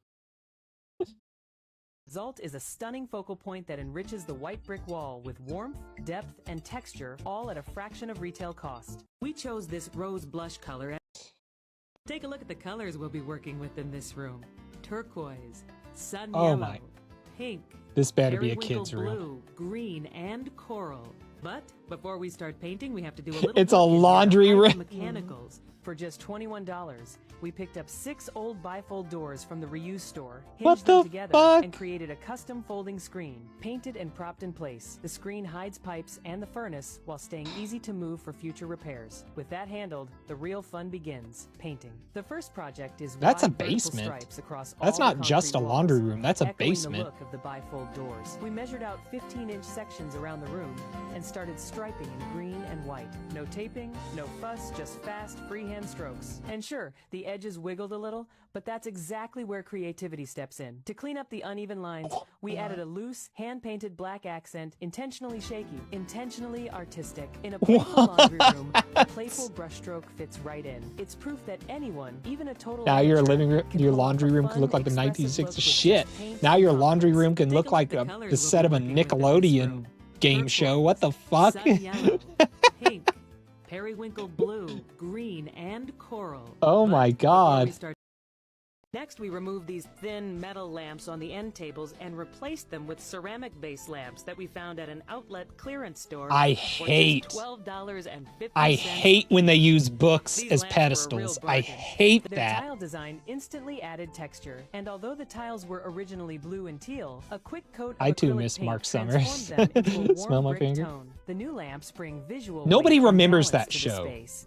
Nobody Next, we remembers turned to the What Would You fireplace Do. area. The built-in They all bookcases remember already Double offered great Dare. structure, so we painted the Maybe wall it's behind because them to there draw was a even more really attention. popular Once the hidden accessories camera were show arranged, for a while the called shelves What Would became You a Do. striking focal Nobody point. remembers A What Would You hand-forged Do piece discovered anymore. for just I loved What $45 Would You added Do. I was character, obsessed while with a it. custom art panel on the mantle I thought introduced a Mark playful Summers touch. was Using a so simple board, fucking cool light paint, growing up. and found objects like leaves and Mark branches, Summers and we Mark created Wiener. a reverse negative They were the silhouette that feels coolest people in the personal and world artistic. to me. bring I even wanted more to meaning into be the room, Mark we Wiener enlarged the growing up. homeowner's cherished I was like, family that is the photos. epitome of originals cool. were small, I want but to laser be Mark copies Wiener. priced at only $1.50 each allowed us to scale them up. By Are you kidding combining me? He black got and into yellow ink, the we recreated pie the warm pod sepia the one tones of the time. vintage prints. Nobody turning knows that. sentimental memories Ain't nobody into know that cohesive shit. design elements that enrich the space. Oh, pardon me. Next, we removed these thin metal lamps That on wasn't the end too tables bad. and replaced them with ceramic-based lamps that I we do. found at an I outlet remember. clearance store for just $12.50 Hold on. each. Hold on to the memory, These lamps were a Darples. real We, bargain. we are all Their that's tile left. design instantly Well, We're the I've last got 8 generation more to of know these, cursive. and we are going So we have to frame take this advantage of it. four-poster canopy bed by just hanging 2 of these at each corner along the rail. Oh, that'll look great. that so we will pretty? need 8 of them. How expensive are they? $10 each, so it's $80 to do the bed, and it just really makes the focal point for this room. And if we ever grow tired of the look, swapping the panels out will be simple. The decorative button tabs made it easy for us to slide the panels Yeah, when right that onto the reality canopy frame, show came out on allowing them to ABC, I was fall like, huh? naturally around Nickelodeon the ain't bed and gonna create a more sue them for the intimate, name? enclosed feeling. For the finishing touches, we added a pair I don't of know, matching man. lamps to bring Maybe they balanced didn't lighting to own this it. side of the room. Like, To give 'cause them more character, I we think wrapped there was a grape leaf What Would garland You around Do in metal the bases, 70s then like that. customized the plain white I think there was shades a with hidden more camera garland What and a Would hot You glue Do gun, show in the adding a subtle, 70s. I tasteful may hint be of color. I may The be lamps now mistaken. look far more expensive than the $38 we paid for each one. To We complete the watched sitting this one at area, the we beginning, I'm replaced almost the certain. undersized spindle table. Yeah, with I a remember I metal commented you would urn-style stub your plant toe stand. on A that. silk plant added color and extended the flow. Oh, of theme hello, already hello. established throughout the room. Protag, welcome, By reusing welcome. the round glass top from the previous side table, we kept the cost We're watching minimal. For old- just $49, we created Old a larger, late more 90s, early cohesive accent 2000s table decor that ties the space home together decorating shows beautifully. to Well, show I've young got people 8 more that of the these, internet was and not we are not gonna as good as, frame or this not the four-poster the canopy 90s bed was by not just as hanging 2 of these as at each corner aesthetically along the pleasing rail. as the internet would like you to believe. So we will need 8 of them. How expensive You're actually are right. they? I didn't know that. $10 Yeah, each, there you so go. You $80 see? to do the bed, and it just So really makes the technically, focal point for this room. ABC could And have if sued we ever grow Nickelodeon. tired of the look, I kind of wonder. I kind of wonder if that's why it went off the decorative air. button tabs made it easy for It us was to a slide sketch the comedy panels right show, onto the canopy though, frame, apparently. All right. allowing them to fall naturally Okay. around the bed So and create a more nobody's in the intimate right? and closed feeling. For the finishing touches, It's like a we added a Ghostbusters, pair of real matching Ghostbusters lamps to bring situation. balanced lighting to this side of the room. To give them more character, we now to attack that hidden vanity. After shutting off I the am, in water fact, a and young disconnecting person, so the I drain can't. supply lines, we pulled I the promise black you sink this is up. going to be We're just terrifying. gonna saw the legs off. That's right. We have wooden These legs women under here, and we're were gonna cut a couple instructed inches to off go because we into want to people's keep the houses casters and 'cause they make this redecorate them chair for so less than functional. 500 When we cut off 1990s part of the wood dollars. and re-drill the casters, And this is what then they our would come up skirt with to will make things more seal into fun the and floor, which bright I and think will look cheery and better. The chair whimsical. introduced an unexpected And design oftentimes shape. it's a Its complete proportions were disaster. beautiful, yet the height made it awkward to use at the desk, with knees pressing That's who. uncomfortably against the Who do you underside. The do? solution Never was mind. surprisingly Who simple. do The you wooden do? legs were trimmed down by a few inches so the casters could Well, if remain you in must place. know. Once the lower section was cut and the casters reattached, the tailored skirt settled closer to the floor, Oh giving my the chair a God, is cleaner this and more Strawberry balanced Shortcake's look. room? Across What the the room, hell? the bed presented the opposite challenge. The modern metal I'd be frame sad sat if that too was my low, room. lacking That's the one charming thing. A lot presence of a these are traditional kids' daybed. rooms. Wooden blocks, And all I carefully can notched think to fit is the frame's like legs, were used to raise it just enough for the skirt to fall teenagers correct. are With going to the be in added this height, room the bed eventually. gained a more Like, classic is a silhouette, is a softening its teenage girl going to contemporary want to be in the lines. After the Strawberry legs were Shortcake marked and room trimmed, for the rest of her and the life? bed You elevated know? into place. Both pieces finally aligned with the room's vision. Each adjustment was subtle, Look but at that big together wooden they block. transformed comfort, proportion, and style in a way that felt intentional and thoughtfully crafted. We're just gonna saw the Ugh. legs off. That's right. We have wooden legs under here, and we're gonna. These are the two colors we'll be working with: burnt sienna and leaf Oh my green. God. First, we spaced out the names with pencil. Look like baby shit. What the hell? This isn't a teenage girl's room. Check what was on that desk. Oh my God, was it an old lady's desk? Everything was painted leaf green by tracing over the line drawing, using a stiff bristle brush for the best result. The names were added in order: Melissa, Jane. Anne, Laura, Grace, and the baby of the family. See, and nowadays, Rose. this would be Oversized on the copper walls leaves and were no then one would be stamped able to each read it. girl's name. Instead of buying a leaf stamp, a custom one was made. Finding the right size and design would have been difficult and expensive, so a real oak leaf was used. After hours of searching the yard, the perfect leaf was found and traced onto Hours. foam, the same Hours type of used searching the as a yard camping for that bag. leaf. It was a much more affordable You know how much option. The effort shape was cut put out with into scissors. Then veins were carved in with a razor knife, so the paint wouldn't go on too thick. To use the stamp, only a small amount of paint was dabbed on. It didn't need to be perfect. That natural, imperfect look is what made it work. In This the is end, the result was equivalent simple, of Live, playful, Laugh, and looked Love great. in the These are the two 2000s, colors just we'll so be people working know. with: Like, burnt sienna and in the leaf 90s, we green. used real First, we leaves, spaced all out right? the You names with used pencil. you used laminate stickers. We used real leaves in the 90s. I think a plain room with no Everything was bed is painted more leaf appealing. green Yeah, by you, tracing over the line I'll drawing, sleep in the using a living stiff room bristle tonight, brush Mom. for the best result. The names were added in order: Melissa, I'll sleep on the Jane, coffee Anne, table. Laura, Grace. Sleep We in the got started bathtub. dressing the bank of windows. We wanted Oh to my God, camouflage these the ladies in blinds at the top, curtains. so Not we even brought in curtains, 10 just yards like of leaf drapery. print sheer gauze So much fabric, the cost drapery, of man. $8 per yard. The fabric was draped and swagged until each window had just the right amount of softness and droop. For the finishing touch, small I have nosegays of softness and oak droop. leaves and acorns were added.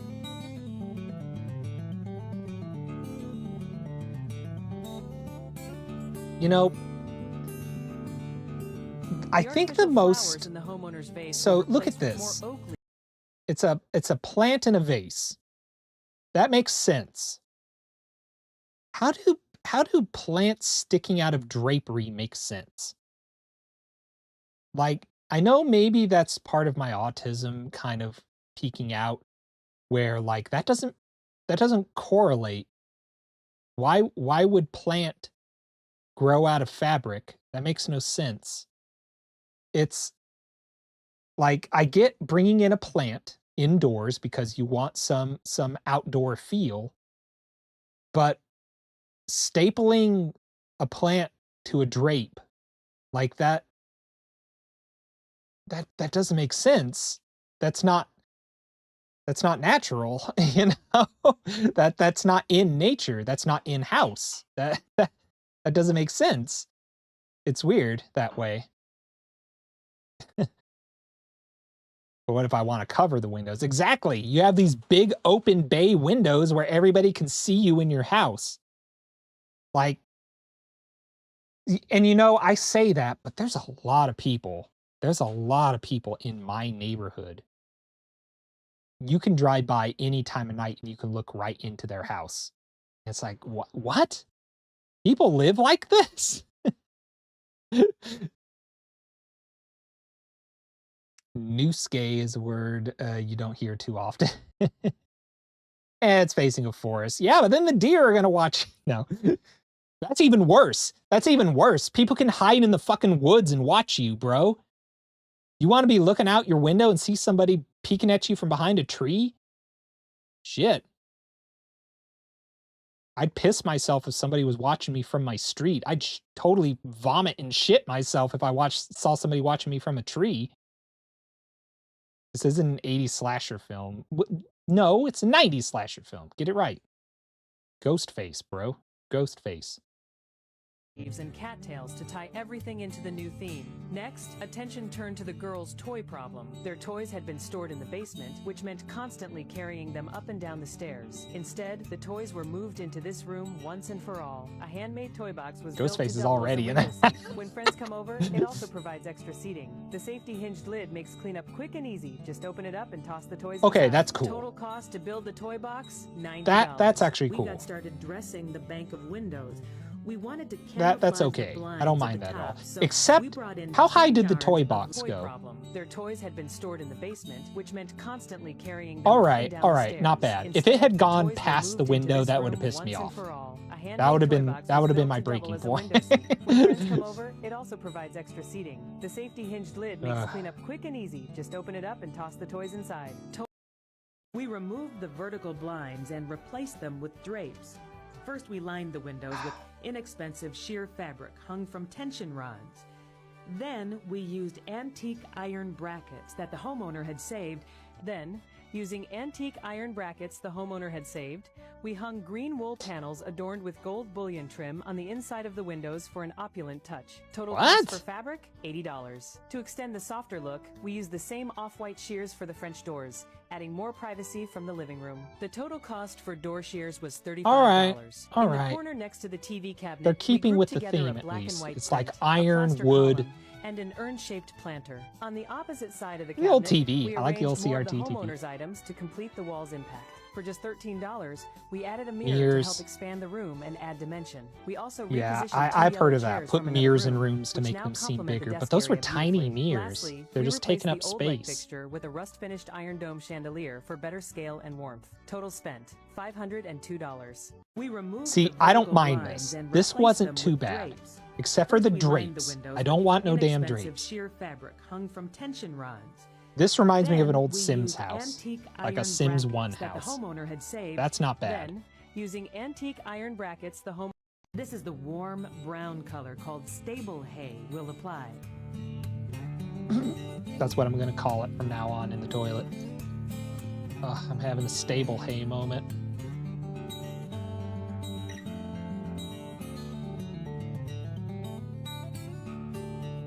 As you can see, Brown, instant brown, warmth. brown, man. Speaking of warmth, we pulled this oriental rug in from the foyer and rolled it out lengthwise to cozy up the space. It coordinates I do perfectly like with the that new has wall a color. pinch If of you look closely, you can even purpley spot our red. paint color in the rug pattern. Now, Ugh. moving on to the windows. As promised, we brought in panels No, of fabric in not a the variety of drapes. colors and designs. For the tab top curtains, we used 4 different fabric patterns: red floral, cocoa solid, a stripe, and a leopard print Oh my lining. I God. love the mix. And It's such a cheetah fun print. Oh surprise. my And God. the mismatched buttons, totally adorable. It's the The fucking crowning Willy touch on these Wonka window room. What treatments the are hell? Twisted wood curtain rods. The homeowners bought antique gold rods with finials, and these burgundy tiebacks add just the right elegance. We also added Quite a reversible chocolatey scalloped room. balances to all the windows. Each vintage button Your is Sims are unique, poor, with and this 4 is the bags of best you buttons can costing do. just $4. The total That's cost all for I can these 3 afford. window I treatments keep was catching only on fire. $161. I And the can't best afford to part? replace These are things. reversible 2 looks for the price of 1. This is Always the warm drapes. brown Always color with called the drapes. stable hay.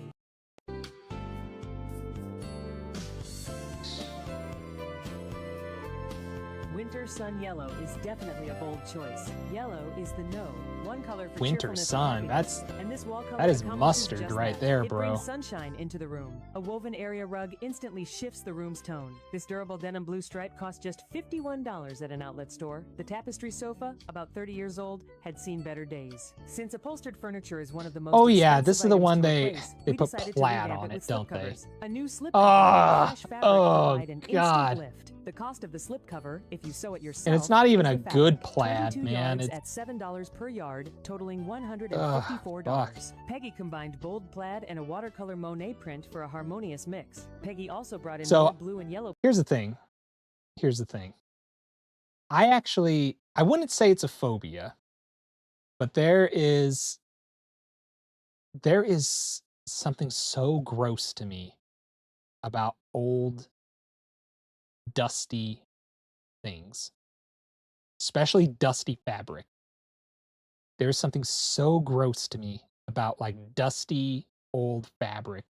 And when I see Plaid fabric to tie the this room together. She found these colorful vinyl-covered plaid footstools at a flea and market for stuff just like that, $3 each. not With a talking stapler and like hot glue gun, flannel stapling on the shirt yellow and blue looking check stuff, fabric I'm was talking easy. The coordinating fringe objects, added a whimsical touch. For tablecloths, $28, the cost of the fabric remnant baby and doll fringe, 2 new dresses. footstools were born.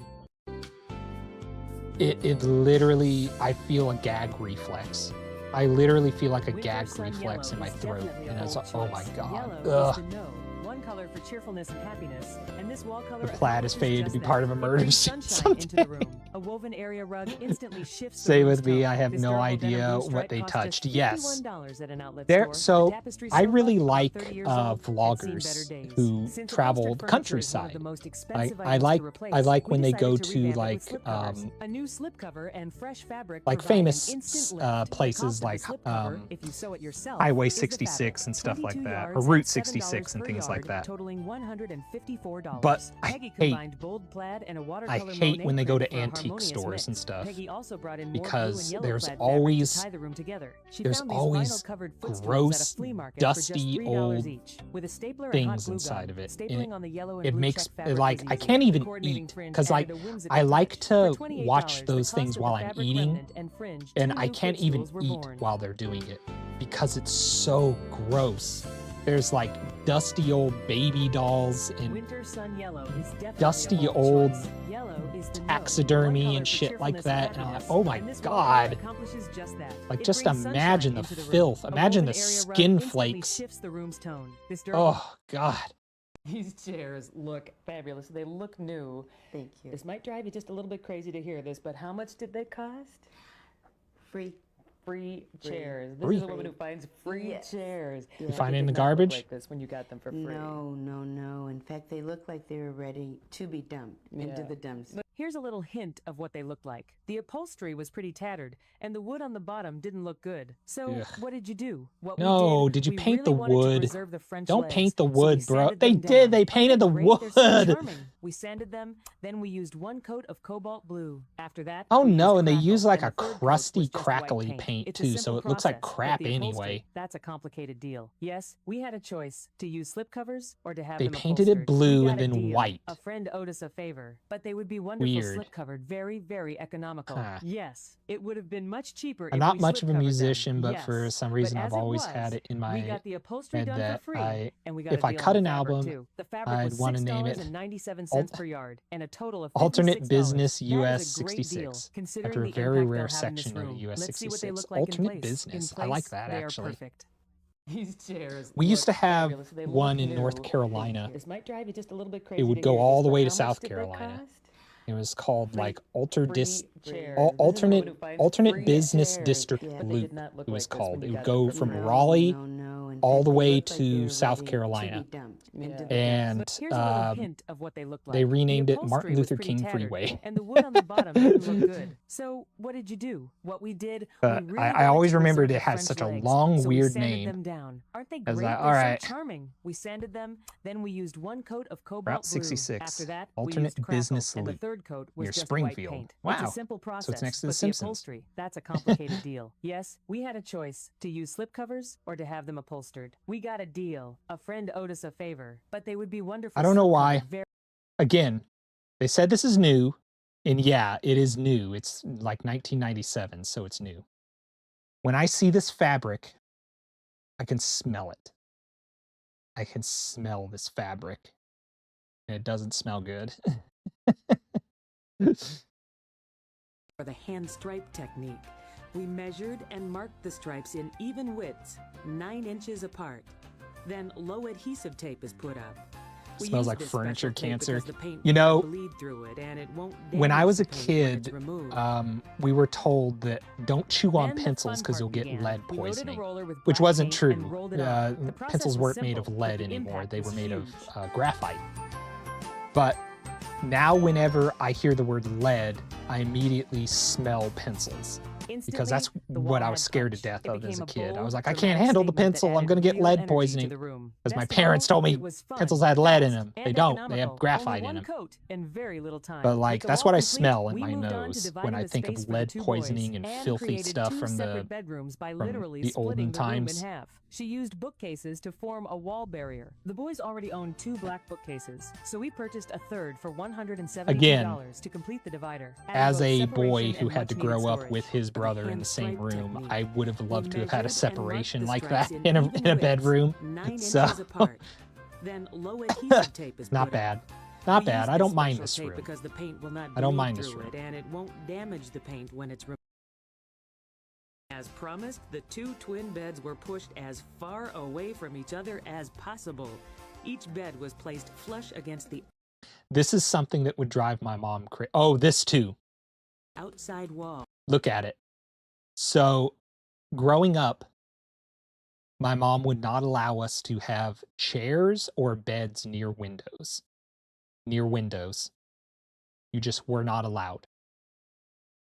My parents, so maybe TMI, but my parents both had PTSD from being in the military. So they were very, very precautious about everything they read or heard on the news. And one of the big things in the 90s was drive-by shootings. Like gangs will just drive by shoot. It doesn't matter where you live. If you live in the safest neighborhood in Raleigh, the drive-by shootings, drive-by shootings. Like we live on a golf course, mom. It's but like they would it was big news that like there were drive-by shootings everywhere. And geez, the 90s must have sucked. They did. They did. I don't care what anybody says. The 90s sucked. The 90s, I did not enjoy growing up in the 90s. I know a lot of people are like, but the 90s, they were so safe and they were back then you could play in the streets and you leave your doors unlocked and have until the street lights came on. It's nope. Nope. 90s sucked. Hit and miss. Yeah, okay. It wasn't as it, how can I put this? I like the internet. I really do. And one of the most frustrating things about growing up in the 90s was that if you didn't have access to something, that was it. You just didn't have it. If your local mall or your local strip mall or whatever super center where you shop was, if they didn't have something, you didn't get it. And it sucked. That really sucked. I remember when we finally got the internet in the early 2000s, and my whole life changed because I could get any clothes I wanted. I could get any video game I wanted. I didn't have to go to Toys R Us and ask them to special order something and it be in a month. I could just buy it. And it was wonderful. I loved it.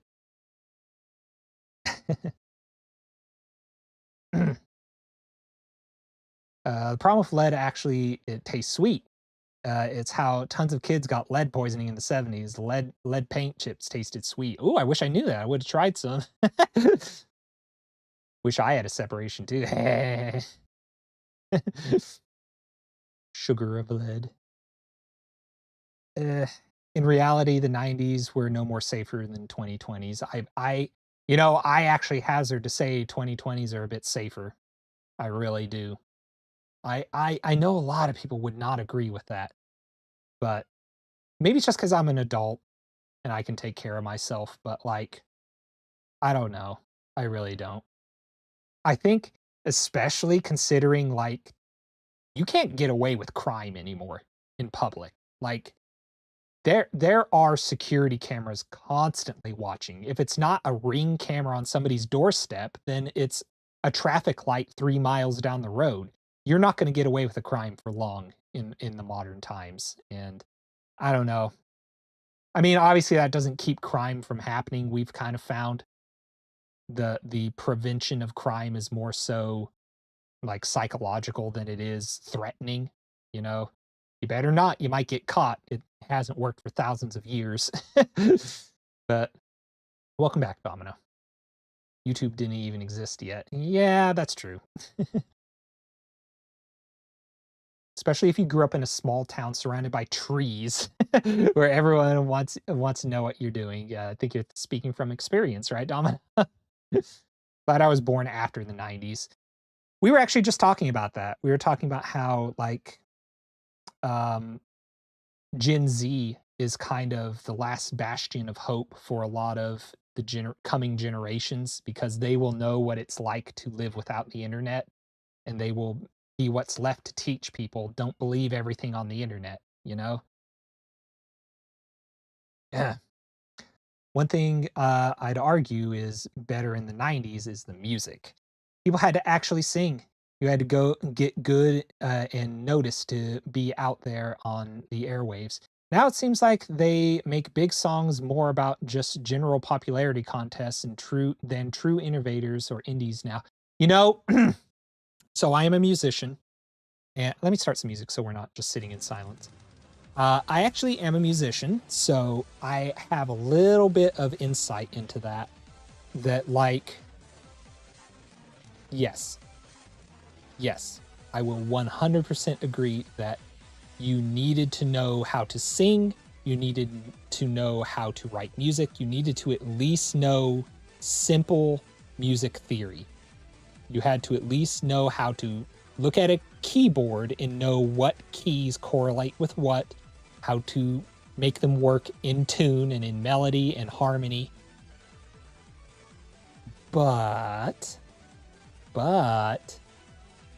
a lot of the big names and things like that, though they were talented, don't get me wrong, guys like Vanilla Ice, believe it or not, were talented. The reason they were big was because they had help, and they had money, and they had a look, and they had people willing to put money on them and investment and things like that. It's one of the reasons Kurt Cobain actually, as soon as he made it big, he immediately felt terribly guilty because he felt that he was feeding into the monster that he actually hated. Like, he wanted to remain punk. He wanted to remain homegrown and DIY. And he really foresaw that he was becoming this trope. He was becoming everything that he hated. He didn't want to be famous. He didn't want to be another cog. So, like, not saying that's why he ended up killing himself or anything, but I am saying, like, the system was corrupt then, but it is ultra corrupt now, for sure. For damn sure. But the silver lining to that, if you want a silver lining, independent musicians have never been more accessible. That's the most wonderful thing of all of it. Like, yeah, you do have to duck and dodge a lot of industry plants and a lot of people who aren't as talented as they come off as. But, and I'm speaking from experience, you can put any music you want out there now and find it. And that's awesome. I love that. I love that. I love that I can make my own music and I can put it out there. Available right now, actually, if you go on Spotify, if you go on Apple Music, if you go on YouTube, if you go on any type of music streaming platform, you can find Nekotomoton music. That is correct. But I couldn't have made it in the 90s. I will admit that. If access to like college radio, for instance, or something the equivalent of just send your music out there and people will play it, there in the 90s I would have been eaten alive. I would have been eaten alive. Because even the most unknown 90s musician who got their music on college radio once was 50 times more talented than me. And I will admit that.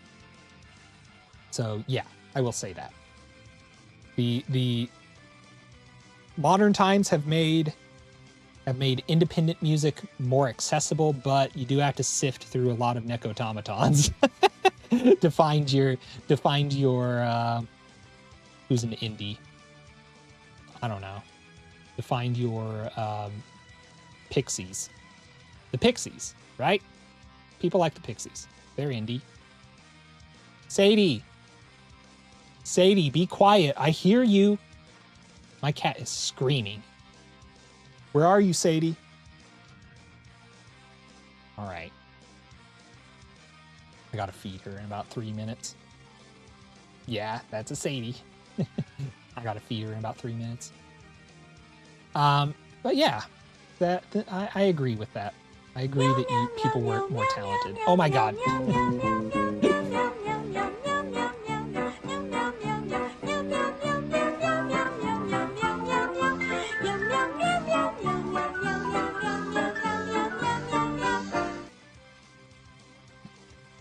Yeah, I think we know what time it is. I'm gonna go ahead. I'm gonna feed my kitty cat when I come back. We might continue with this, or I might head out of here. We'll see. Give me just a minute. I'll be right back. Bye.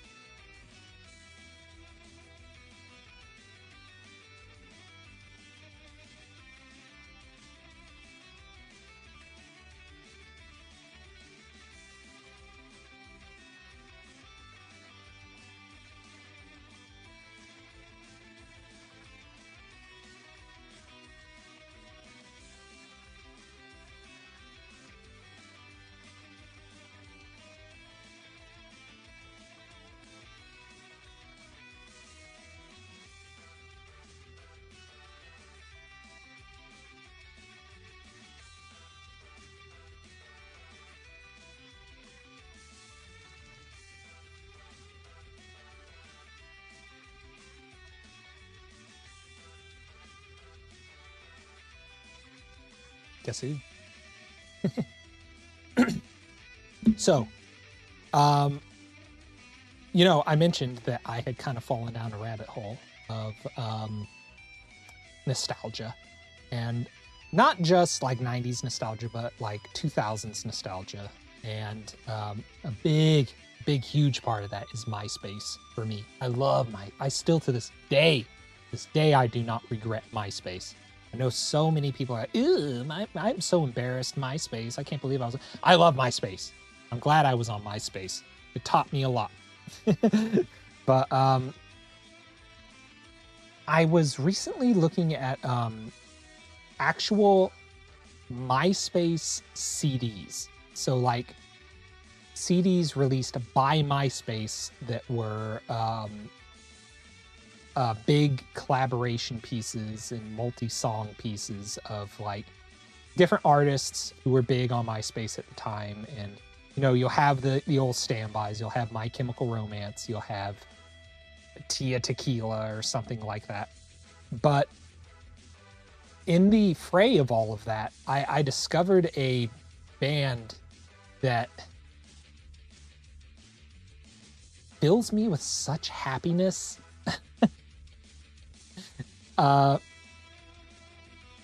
Never had a MySpace. I did have basically every IM known to man, though.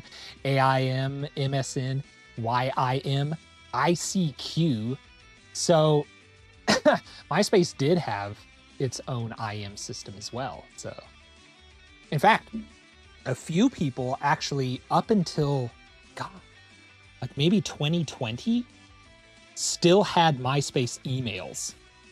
So like MySpace was still around, and it had completely like changed its whole setup and everything and its whole purpose. But the reason a lot of people really liked MySpace's email system, so you could actually have like your name at or at myspace.com as your email. And a big reason why people liked it was that you could actually see if somebody read your email. Not just read your email, but saw your email. So like if they opened up their Gmail or something and you see it in there and you decide, I'm not even going to open it, it would actually tell you they looked at it. So like for a lot of very possessive people, I'm not one of them, I promise, they loved MySpace email because it would tell you if the person actually looked at it. So you get busted for that, like got left on red. I even remember my ICQ number, 192410522. I hope I didn't just activate somebody's psyop or whatever it's called.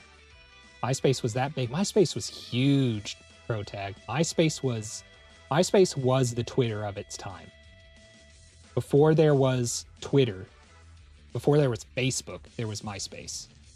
And a big thing about it was that it was super customizable. It was like having your own website. And you could just go into it and it would be like a big shrine to your interests, basically. And they've remade it. There's that website called spacehey.com. I've never checked it out. I know a few VTubers actually who use it because they like nostalgic things too, but I've never tried it. And I would like to see if it's similar. See if it's as similar as people say. I also heard that it may be slightly banned in my area of America. So anything that potentially could be used to spread freedom and the right to free speech has been put under a lockdown in my area of America. So I'm not too sure if it's available here, but I'll have to look it up sometime. All sorts of 90s stuff is getting resurrected. I know AIM supposedly is being resurrected. Wow. How would it be any different than texting at this point? Well, you know, actually, with people not liking Discord and stuff, I could see something like AIM being a good alternative. Like if they went with that, instead of the inevitable corruption that you know is going to happen, where they're like, we've installed an AI butler to help you with your searches, and motherfucker, I just want to message people. I just want to talk to people. Like, I would like it better if it was something like that. Like if it's like an alternative to Discord, where you could have like your own forums and stuff. That would be cool. Like if they went with that, I could see that working.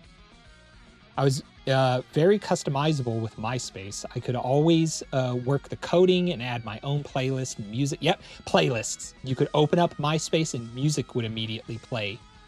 You could have your own theme song.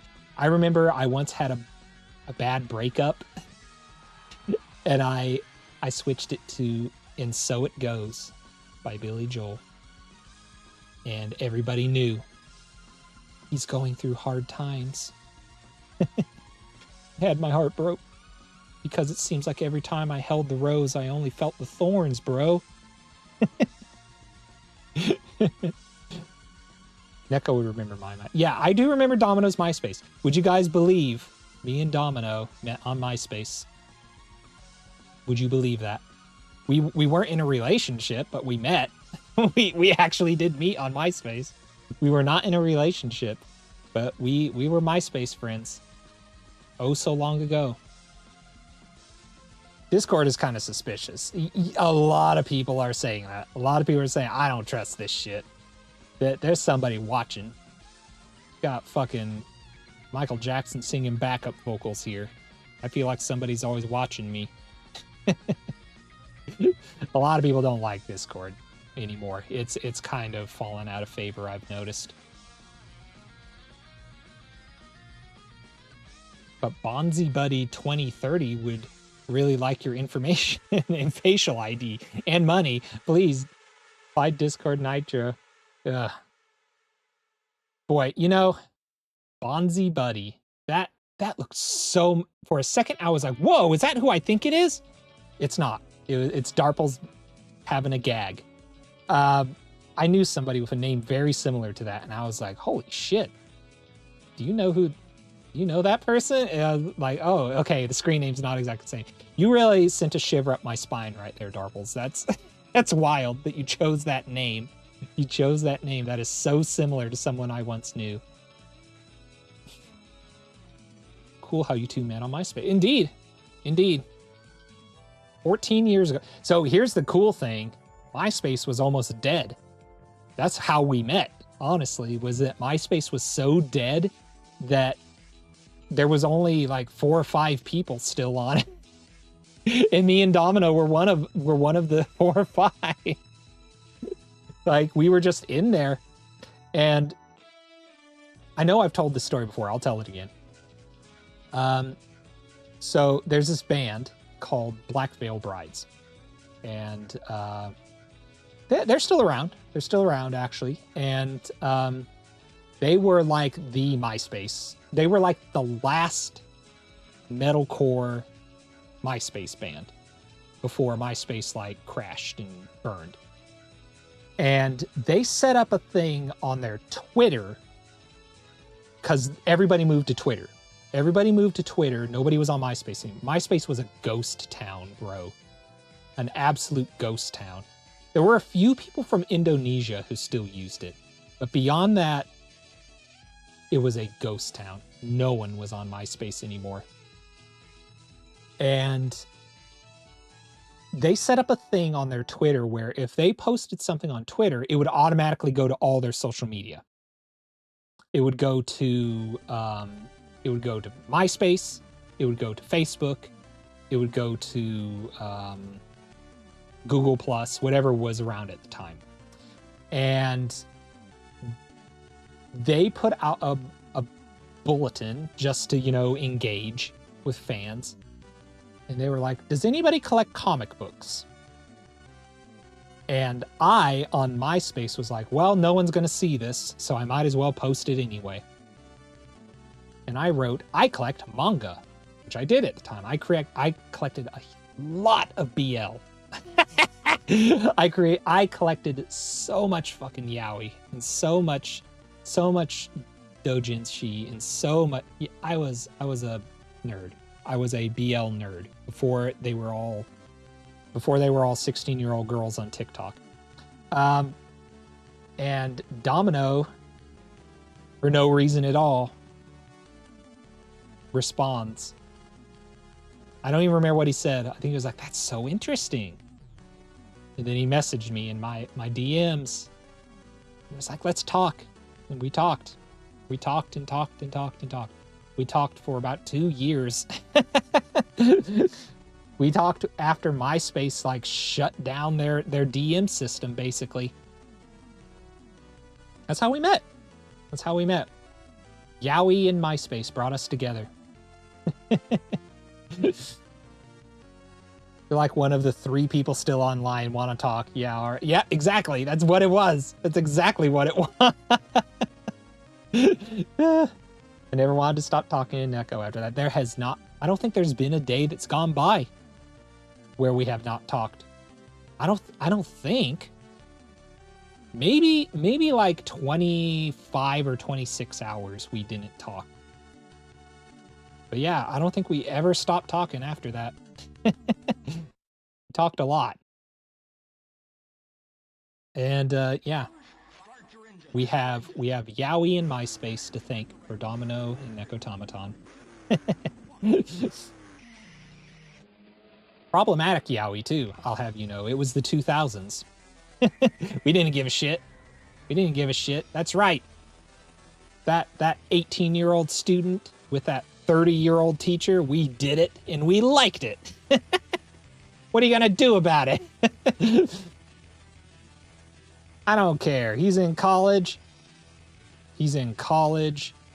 Thinks he's making the volleyball team. Well, guess what? Coach wants some after-school activities. Coach is going to meet up with you in the locker rooms, young fella.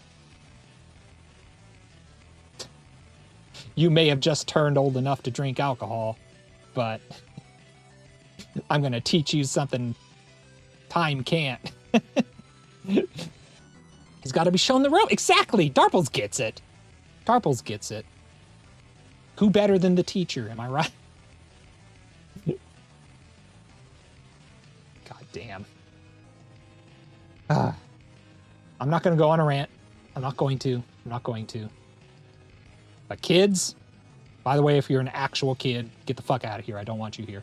But also, young people, take it easy. Take it easy. It's not that serious, bro. They're cartoons. It's not that serious. Have fun. Jesus Christ. Let your fantasies, let your completely legal fantasies free. Jesus. There's no such thing as problematic yaoi. Oh my God, bro. There's no such thing. There's no such thing. It doesn't exist. It's fantasy. It's a drawing. Okay. Okay. We're good. We're good. We're good. We're good. We're good. I'll block you if you're a kid. My job as a mod says so. Exactly. Your grandparents got to see Jay Wellington wimpy rail olive oil. Hard the fuck up. My dad used to talk about adult comic books. Okay, so that show, No Kids Allowed, only us adults. Exactly. Protag. Exactly. We're grown-ups here. We worked hard to get this far, all right? My dad, so you want to talk about our love of artistic romance running in the family. My dad used to have these things called 8-page Bibles growing up. And 8-page Bibles were literally adult comic strips featuring your favorite, aka the Tijuana Bible. Yeah, Tijuana Bibles. They were these little pocket-sized comics that would have like your favorite cartoon characters from like Popeye, Mickey Mouse, Woody Woodpecker, all these things. And they would get into hilarious adult antics with one another. And it was wonderful. And his favorite was the one with Popeye. And for those of you who remember what Popeye's forearms look like, he would eat his spinach, and then another part of him would suddenly look like his forearm. And old Olive Oil enjoyed it. It runs in the family. It absolutely runs in the family. We have always been weirdos, and we love it. I am so glad I grew up the way I did.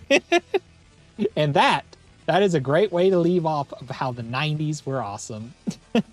Because if you were lucky like I was, you had boomer parents who did not give a shit. Oh my God. Now, they wouldn't let us watch actual adult stuff, but they let us watch The Simpsons and gross weird stuff. Ren and Stimpy, Beavis and Butthead, Benny Hill. Oh my God, my dad loved Benny Hill. Oh my God. Anyway, so many people my age want their youth back, but I'm like, I'm freaking loving being an adult. I'm free. Shut that. Exactly. That's like right on the lines of the internet stuff. Like everybody talks about, oh, I want to get rid of the internet. I love the 90s when there was no internet. No, you fucking wouldn't. I grew up in the 90s when there was no internet. It sucked. It sucked. SpongeBob didn't even exist till 1999. I remember the day SpongeBob debuted.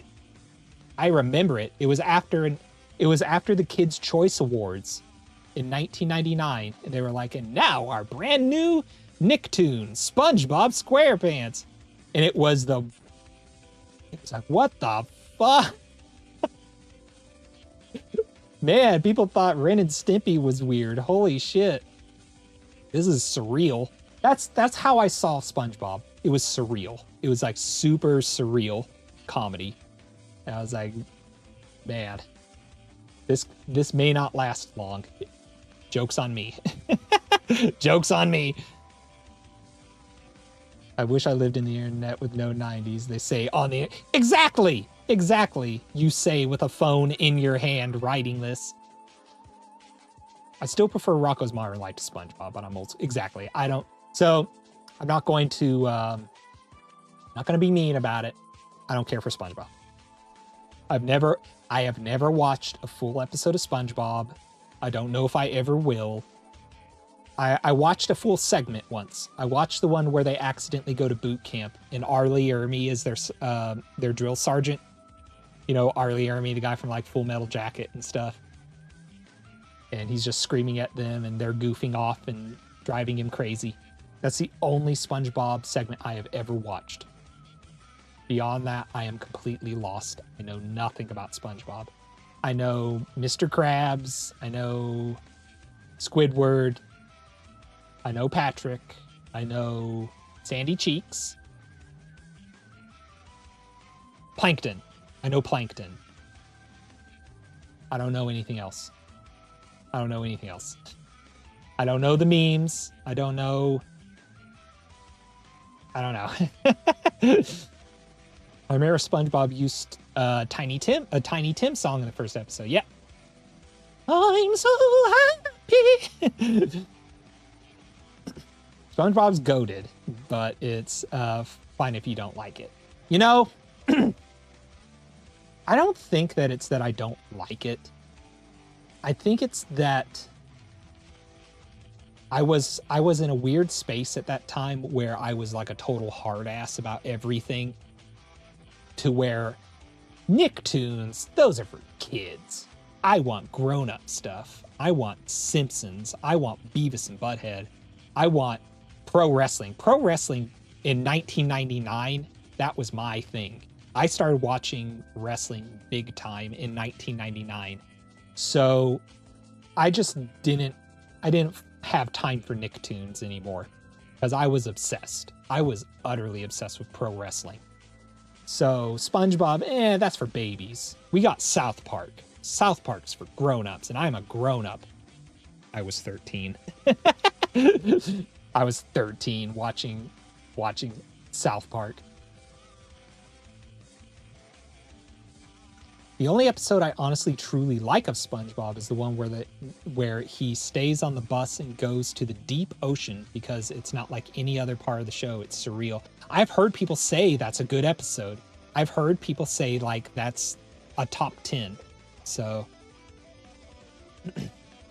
if you grew up in the 2010s like me, then you'd adore SpongeBob.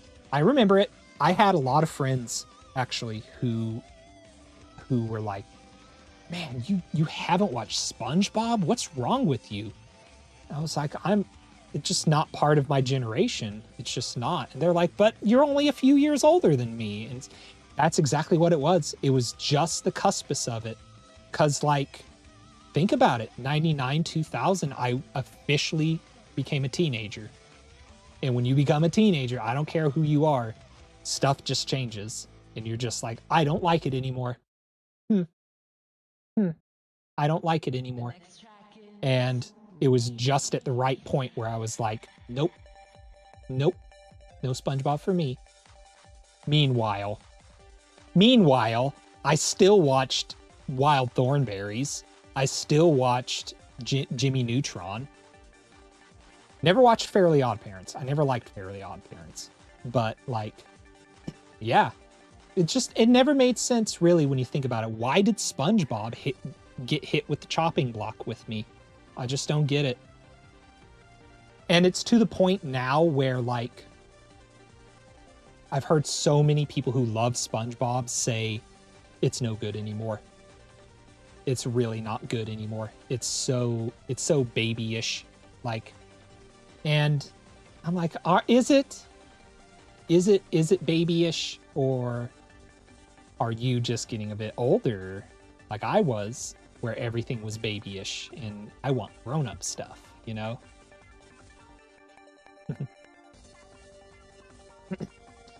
I just like the Fairly Odd Parents theme song, which is just A Friend Like Me. From Aladdin. It's literally just A Friend Like Me. Speaking of SpongeBob, check what I just dropped in Discord, Power Wash Simulator SpongeBob DLC. Oh my god. Wouldn't call modern SpongeBob awful, but it does feel kiddish. Now, you're more in the know, Protag. You're more in the know. Do you feel that it legitimately is more kiddish? Or do you feel that it's just you growing up? And you're like, because a big tell of that would be, can you go back to the old episodes and still like it? Like, when you go back to the old episodes, are you like, now this is SpongeBob? Or are you like, I can't believe I watched this. Okay, hold on a second. I'm going to check this out. Oh my god. Darples making funny stuff with Power Wash Simulator. There's a place apparently called the Scum Bucket, and he power washed it so that only the C, the U, and the M are showing. So, and you say, please, Darples, you have a lot of artistic integrity. Don't you dare try to hide that away.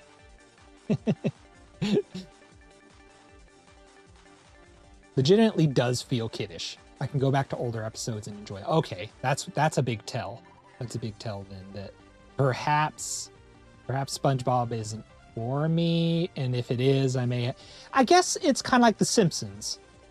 Like how I am with The Simpsons. Like up until like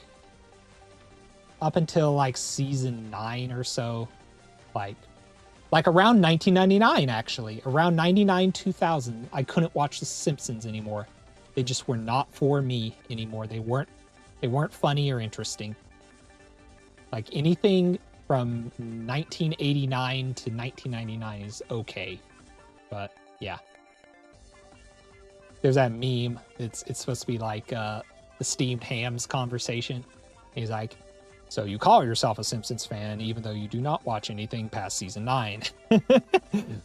Yes. Steamed hams.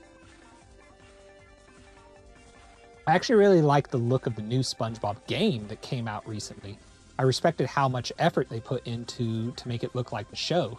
Not every franchise gives so much attention to their fans. I give them that.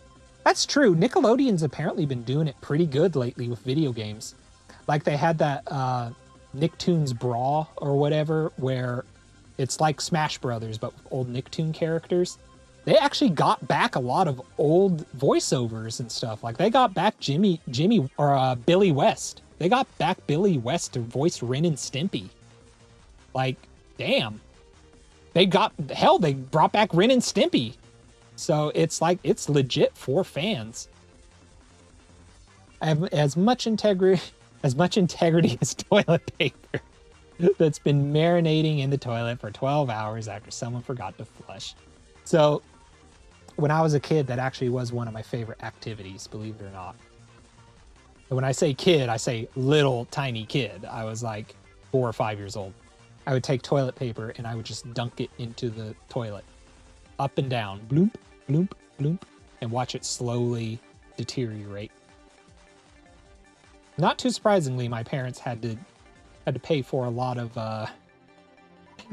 plumbing jobs. Like, why is the toilet clogged again? In one modern episode, SpongeBob drinks a bottle of saliva. Oh God. Okay, so gross out stuff. All right. Do they? Ugh. Well. So here, you want to know how out of the loop I am with stuff. Is Teen Titans Go still a thing? Is Teen Titans Go still a thing? Because I remember there was a time when cartoon channels were just dead.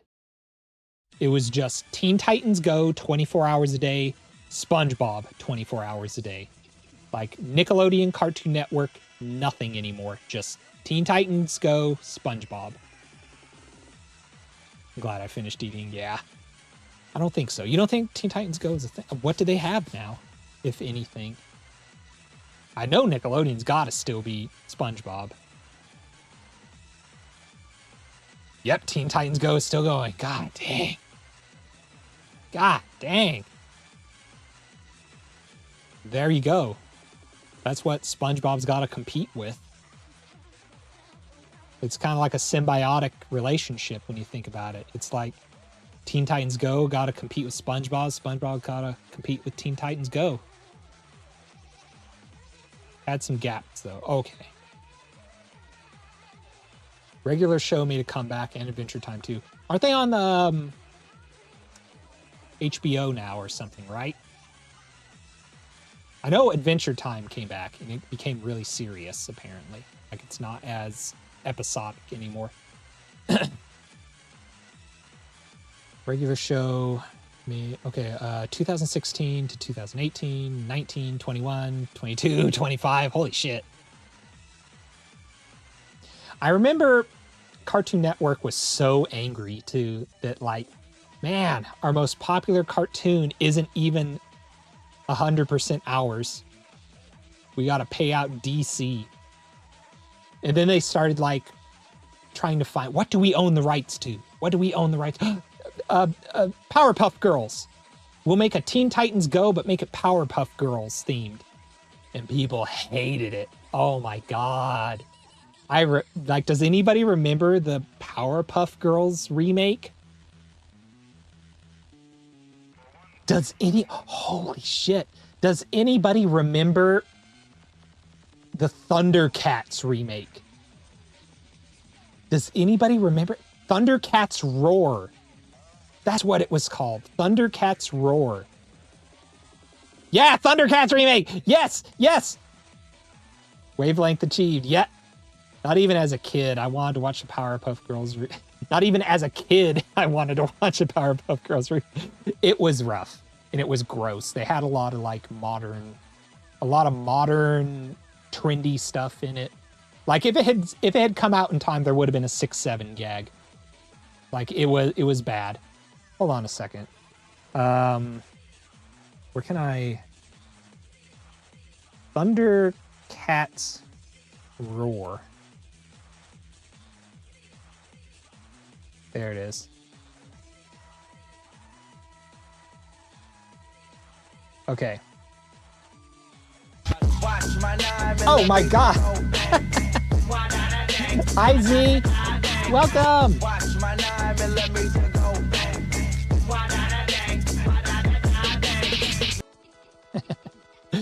Welcome Z, welcome, welcome. I hope you had fun tonight. I saw you were streaming. I saw you. I peeked in on you. Welcome Z, welcome Raiders. I am Nekotomoton. I am a cyborg Neko. I am programmed to make music and play video games. I'm a variety streamer. I stream retro and modern games and I occasionally compose and record music. You can listen to that everywhere. I hope you've been having a great night tonight, Z. Oh Z. Oh Z. We don't get to stream. We don't get to do D&D this week. I don't know how I'll survive. No D&D. You peeked in on me? Hey, I can't help it. I'm a Pokemon trainer at heart. I can't help but take a peek at you. Kiwi, welcome, welcome. But indeed, we won't be able to stream D&D this week. Oh no. Well, that's okay. Our friend Green is having an adventure. He's having an adventure. Well, anybody who's here, I am Nekotomoton. And tonight we were looking at old nostalgic decor videos. So we were watching a home decorating show from the 1990s. And these two crazy ladies were redecorating things and it didn't look good. It looked like the 1990s for sure. I should actually, you know, I'm going to show you guys the worst offender of all. We already watched this video, but I'm going to show you guys the worst offender of all. It looked like a 70s as viewed from the 90s. Yep, that's exactly what it was. It's kind of like how now, if people were to say, I want a 90s living room, they would paint it like the 90s and it'd be like, oh no, this isn't what it looked like. It's generational, man. It's cyclical. Very sad decor, by the way. Yeah. Okay, I'm going to show you guys this. Hold on. Where is it? Hold on a second. Where's my music? Oh, there it is. Boop. Okay. So, this is the worst offender. It was all pretty bad, but this is the worst. You know, sometimes in the wintertime you want just a little more sense of warmth, so it wouldn't be a bad idea to buy a rug and have a couple of different looks in your living room. A change of season. Right, you can pull off the rug in the summertime and have this. And this is a perfect 5x7. They are Okay, we do need to protect painting. Absolutely, absolutely. How They do you are do that? painting a rug With two big dogs, I would recommend 4 coats on of paint. hardwood floor. 4. If you have 2 small dogs, 3. 3, okay. Right. The bright colors work like magic to cover up the scratches on the wood floor. And we made a simple No. stencil out of paper to create the decoration around the border. Look at it. Look at And to protect it, we painted polyurethane over the dried paint. Doggies beware, this they rug isn't... look. They painted little tassels.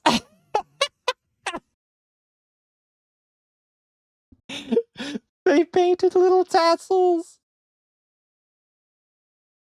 The rug is rug $27.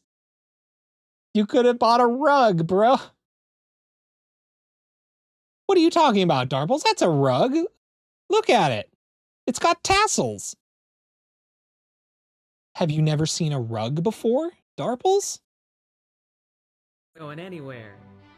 Now for that definition between the 2 rooms we told you about, we attached a ceramic scarf holder on each side of the doorway, painted with a See, and gold I was like, metallic okay, a glaze scarf holder. and When you black walk aging in, paint. you can Here's put the your scarf unpainted there. version, only It's like a coat hook. $13.50 at a craft store. Now only 6 yards of But then they lightweight have to fabric put pulled up, they have to through, put this around, drapery and on. back again. Gives us just the pop this doorway And they needs. nodded. Now you're gonna love this one. We wanted a focal point for this large blank wall, So we built a mantle out of wood and covered it in plaster to get a stone effect. Matching it to the room is easy to do with a color wash using the mustard paint from the walls. They love their drapes, bro. I was thinking too, you know. Oh my god. Dollar Tree rug. God. You could get better at a Dollar Tree these days. Hell, maybe even in these in the 90s you could have gotten a better. Why would you paint a rug on your floor? You can move a rug. If you don't like the rug, you can move the rug. You can't move this. It's got tassels literally only on 2 sides. Yep.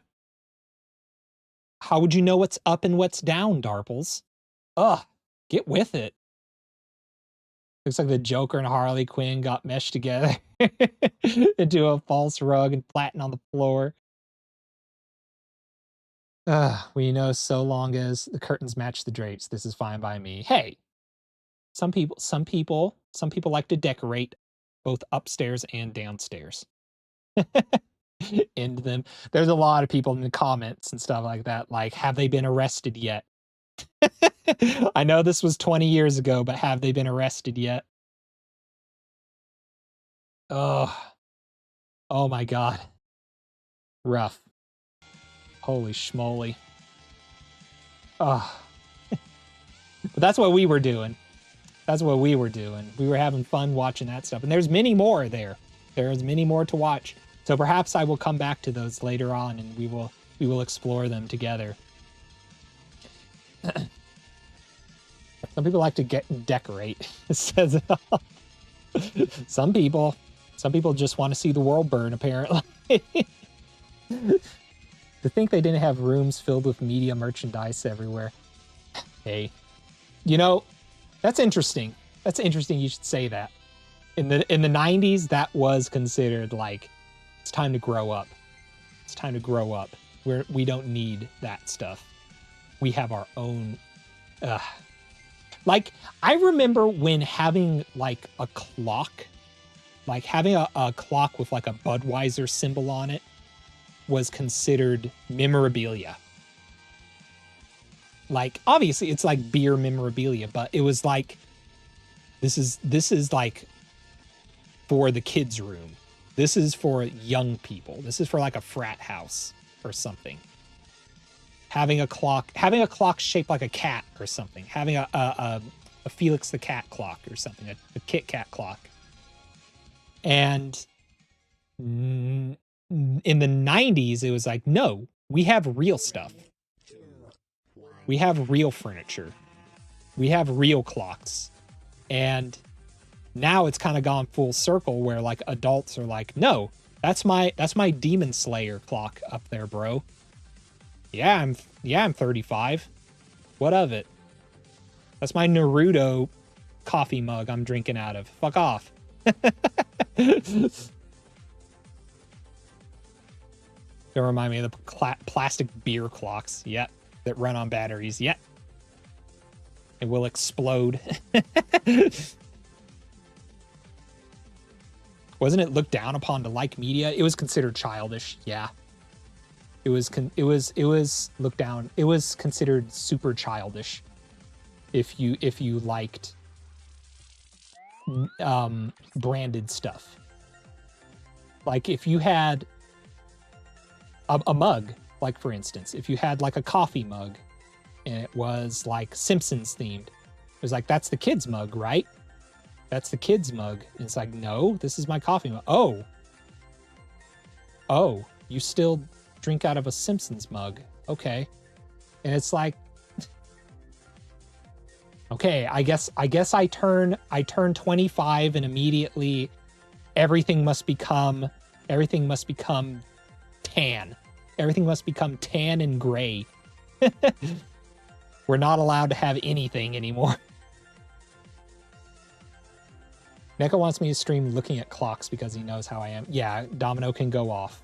Domino can go off for hours about clocks, especially clocks that are in bad condition, because they're not the clock's fault. It's the owner's fault. that they can't take care of things. Don't you dare mess with my Mario toilet paper. Exactly. That's the thing. Actually, you know, it's funny you should say that. Maybe it skips generations because, like, I know for a fact, like, I knew older people who collected figures and stuff. They collected, like, Hummel figures. They collected porcelain figures and chalk figures and stuff. And they would put them in a china cabinet. They collected china. They collected porcelain plates and forks and spoons. Old people collected dolls. Yes. Yes. Cupies and things like that. And, like, I guess it was just a generational thing. Like, other generations just didn't do it. I shall now lurk while I head to the bathroom. Okay. See you later, Z. Have a good poop. Everybody imagine Z pooping so that he knows we're thinking about him. Bye, Z. Thank you for stopping by. I can also talk for hours about cars. Yes. Yes, you can. Can I talk about Daimler-Matic steering?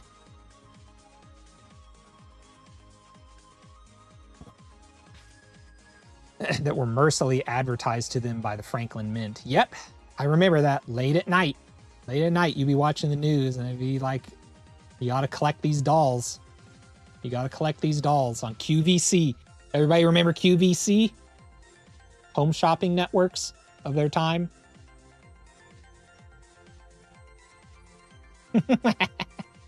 Yeah. But yeah, I guess it's a generational thing. We like collectibles. We like our Funkos. We like our manga. We like our decorative little things that are just for us. But there was something more utilitarian, I suppose, about Gen X and possibly late boomers. Late boomers and Gen X. They don't like stuff.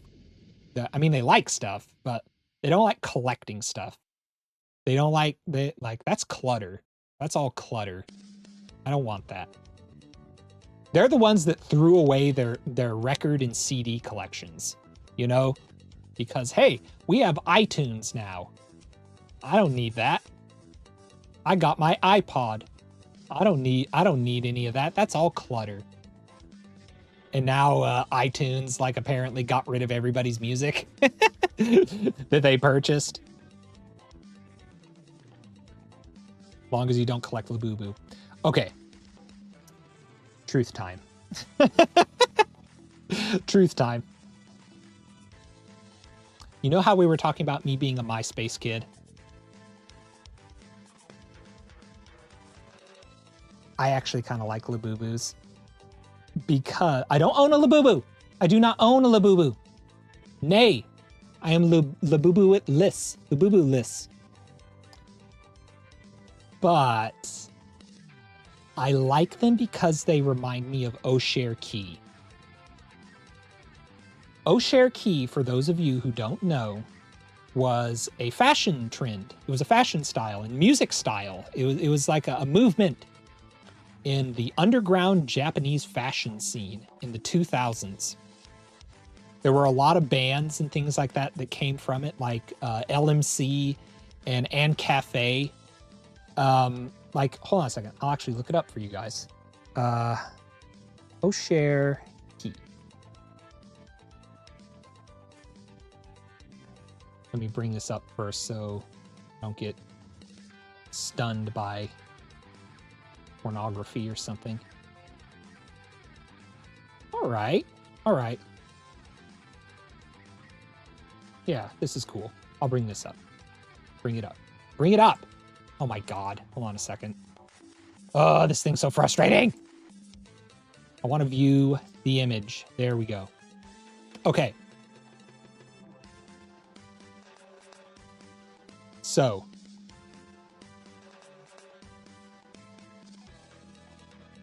This is O'Share Key. I love this. I don't care. I don't care what anyone says. This was MySpace to me. This was the scene I hung out with in MySpace. Like, we were big Osherkey fans. And a big part of Osherkey was like sort of punky but cute. And I know a lot of people who hate Labubu are like, there's nothing cute about a Labubu. The point is that it's dangerous looking. It's like ferocious looking, but it's soft and brightly colored. So it's like this perfect marriage of like dangerous, spiky punk, but cute. So it's like, I shouldn't do this because like this. Like this is stuff I love. I love this. This is the style I lived for. And not easy to achieve, but this is the stuff I love. Osherkey. But that's why I like Labubus, actually. They remind me of Osherkey. At least you don't own one. Yet. Wrote tag. Standard anime convention looks really kind of. If you don't have a character to cosplay as, you could show up in Osherkey. I knew a lot of people who did. I did. So for those of you who don't know, I was actually a big cosplay guy from like 2009 to about 2019. So about 10 years, I was big into cosplay. I went to a lot of the big cons and stuff like that. And for days when I didn't have a character to cosplay, I would just dress like this. And it was fun. It was really fun. To be fair, if I had money, I'd spend it all on merch. Yeah, actually, I have a whole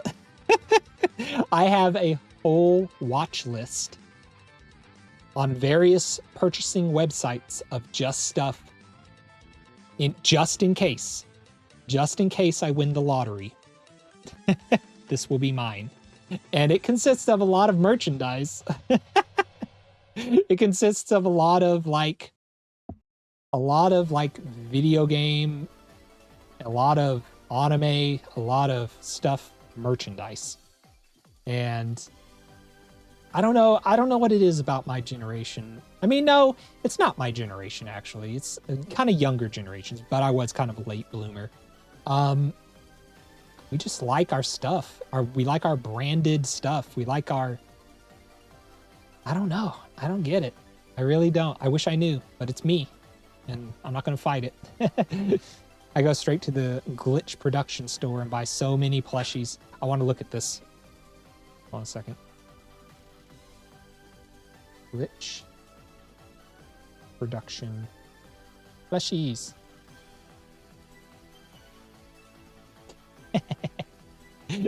Yeah. I recognize this style. Okay, I know what you're talking about. I know this. Yeah. So we're talking this stuff. Yeah. Very cute. Again, a franchise that I would like to get into. And it's one of those things I would only get into for myself. I don't think I would fit in with the fandom. I just don't. Not just because I'm a chopped unk, but because I don't think I would fit in with younger folks these days with a lot of their stuff. Like all my money wasted on them. It's not wasted if you're enjoying it. It's not wasted if not a cent is wasted if it brings you happiness. I will always say that. Now, if it's crappy, if it's like you get the plushie and it's crappy, then yeah, it's like, get your money back. A fandom I would like to get into, really, but it's, and thinking about it, the last time I felt like that actually was Homestuck. I was like, maybe I should get into this. So many people I know like it. So many people I know like Homestuck. Now nobody likes it. And I would just be a chop dunk who likes Homestuck, and everybody like, ha, chop dunk. And but then again, you should like what you like for you, not to fit in with a fandom or anything like that. I'm called Unk by people. I'm only 3 years younger. Exactly. I have returned. Welcome, Domino. Welcome, welcome. So I have this sinking suspicion that a lot of the whole ageism and a lot of the whole chopped unk and a lot of the whole like stuff making fun of older people, I have a feeling that it's in jest and that it's actually not from young people. I actually think that it is older people calling themselves old just as a gag. Because when me and my brother were younger, we did make fun of ourselves a lot. We really did.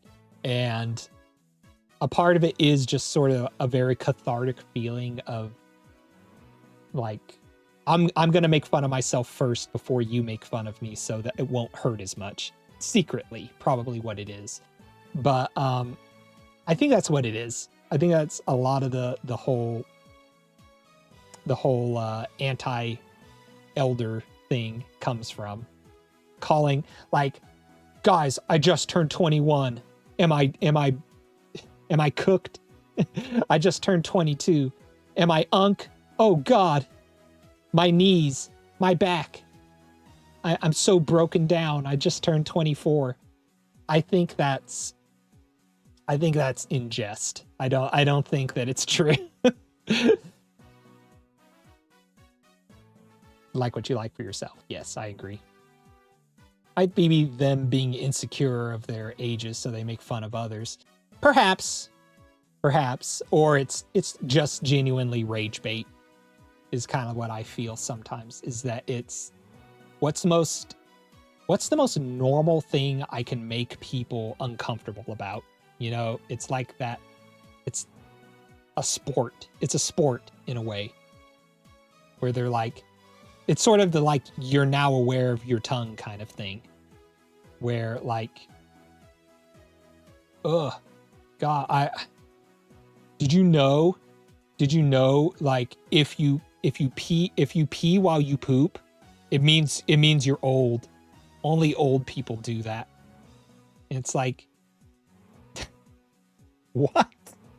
Because we all know. All poo-poo time is pee-pee time. But not all pee-pee time is poo-poo time. I also have heard this thing about like you if you eat healthy food, you're old. Yep, there you go. That's a good example. Oh, watching out for yourself, huh? You must be old, huh? Gotta watch out for that digestive system. Can't handle the old sugary foods, huh? I don't know, man. It's like that.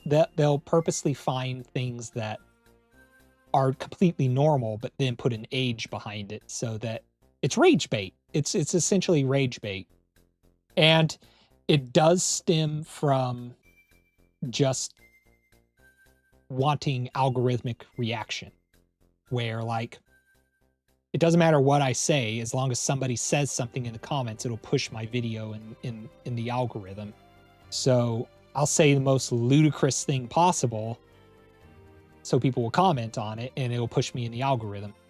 And the thing is, the ultimate takeaway from all of this is nobody acts like this in real life.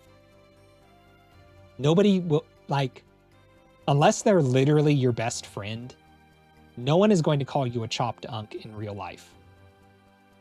No one is going to say fail, like, no one's going to say, am I cooked? I'm cooked, bro. I'm cooked. Like, maybe like an elementary schooler or something who's just like quoting stuff, but like, I mean, stop me if I'm wrong, but like, I've never been to a workplace or a grocery store or a mechanic's shop getting my tires rotated, and the mechanic comes out and goes, "Unc, these wheel bearings are cooked."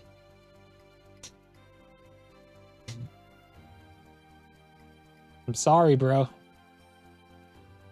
Fail. F's in the chat. F's in the chat for this muffler, dog. Some people love to be their extreme self online because they can't be in real life. Yep. Yep. It's escapism. I'll always remember there was this story about this, and it's actually kind of a really tragic story, but there was this guy who finally actually got in trouble for stalking someone online. And he wasn't stalking them in the sense that, like, he was, you know, I'm going to find out where you live or anything. He literally just would make profile after profile just harassing someone, this one particular person. And they weren't a famous person. They were just a normal person, but they just stalked them day and night on the internet. And he did it for years and years. And then finally, like, they hired a private investigator who tracked him down.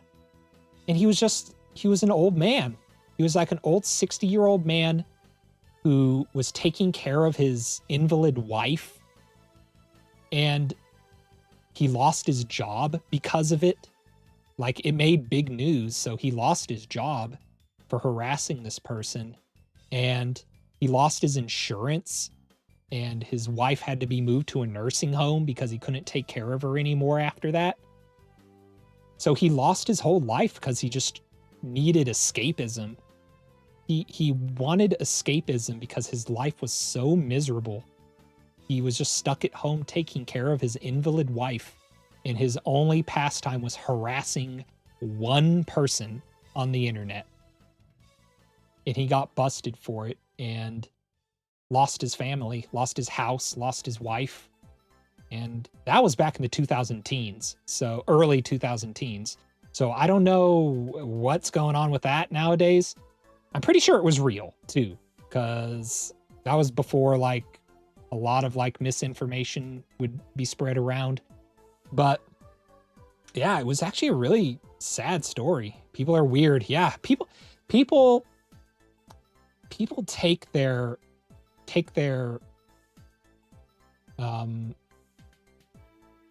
people take their sadness into very strange places. A lot of sadness and a lot of frustration and anger and depression comes out sideways. It can come out sideways so easily. And for some of us, we turn it into art. For some of us, we turn it into activity.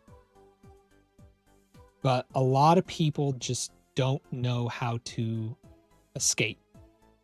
And their only form of escapism is to become the exact opposite of what they are in real life. And the truth of the matter is, a lot of really, really nice, potentially, a lot of really nice people, potentially nice people, become evil online, become evil in a secret life. Because the truth is, their niceness is vulnerability. Their niceness is them being uncontrollably at the whim of other people's desires and other people's needs and wants. And a terminology for it is people pleaser, obviously. A lot of people pleasers yearn to be their own person and to say no and to stand up for themselves. And for a lot of people, they don't know how to do that without being cruel. Like, because that's what they associate it with. That's what they associate saying no with, is cruelty. And a lot of people, like that dude, who have no control of their lives, will look at the opposite of themselves as being this merciless, evil, dastardly person who just doesn't care. I don't care. I say what I say, and if it hurts your feelings, too bad, kind of thing. And they're not like that in real life. They just aren't. And this is their only chance to be. Doesn't make it right. Doesn't make it right, but it does kind of help you understand that, like, there's a lot more behind being a jerk than you would imagine. There's a lot more behind being a jerk than being a 1980s high school bully villain with a Letterman's jacket and slick back hair. A lot of the times it's the bullied.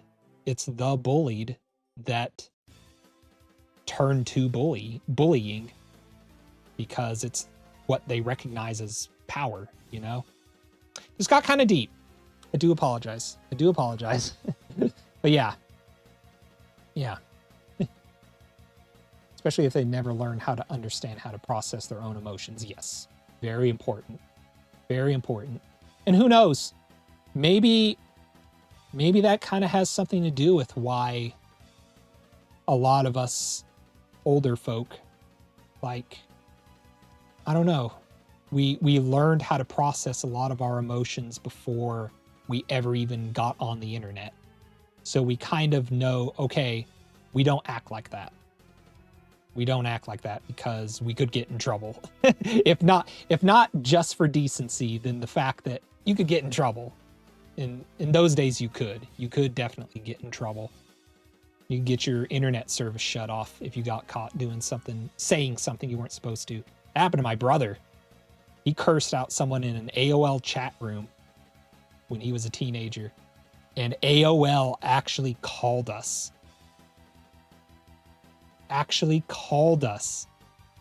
And we're like, you can't say that in chat rooms, just so you know.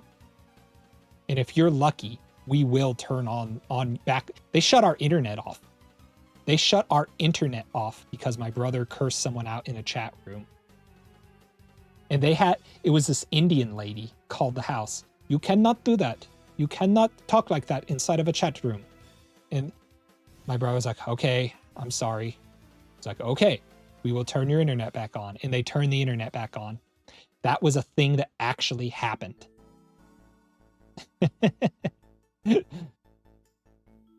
I just try to act like myself. Good protag. And you're a good person. That's actually a good sign.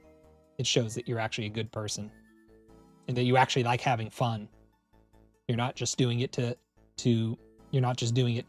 be stylish or trendy. I returned from leaving Memorial Day memory of the toilet. Do you know how many soldiers died for your right to poop in that toilet, Darples? You should be ashamed. Yeah, you're welcome, Protag. You're welcome. You've always been good. You've always been well behaved, is the thing, and I recognize that. I'm like, this is a young person. I'm gonna keep my eye on them. Nope. Never needed to. And that's something I actually really appreciate. You proved me wrong. That's the big thing. You proved me wrong. That actually the kids are all right. The kids are all right. The future is in good hands. This is proof. The future is in good hands. I do acutely, actually, since both of my grandfathers were Korean War veterans, and one also served as a drill sergeant in World War II. Dang. My dad was in Cambodian War. I had an uncle who disappeared in the Korean War, actually. And family never talked about him. That was crazy. They were like so traumatized by it. They never talked about him again. But yeah, both my mom and my dad were Vietnam, Cambodian War veterans. So obviously my mom didn't see action, but she worked in the medical field, so she dealt with it afterwards. She dealt with the trauma afterwards, and that was enough to give her PTSD. So just imagine what my dad went through. My dad was a drill sergeant and a sniper. Not fun. He had nightmares every night for the rest of his life. Weren't always about war. They were not always about war, but I kind of correlated, man, my dad has a lot of nightmares. My dad wakes up yelling a lot.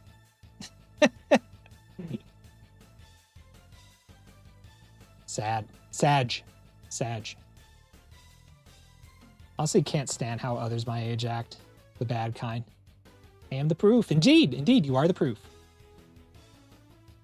And again, we have to remember the internet is not real life. I've known a lot of young people who behave themselves. Maybe they are little hellions online, who knows? But in real life, they're pretty good kids. They are nice. They are good. I have a nephew who is growing up in this time, and he's all right. He's a little goofball, but the good kind. The good kind, because he knows how to have fun. He knows how to joke, but he's not cruel. He's not mean. In fact, there's I won't say exactly what it was, but he was at this church function with his mom, and somebody said something kind of racist. And he literally turned to his mom and was like, I want to go home. That wasn't nice what that guy said. This kid's young. He's like 10 or 11. He was like, that wasn't nice what that guy said. And they went home.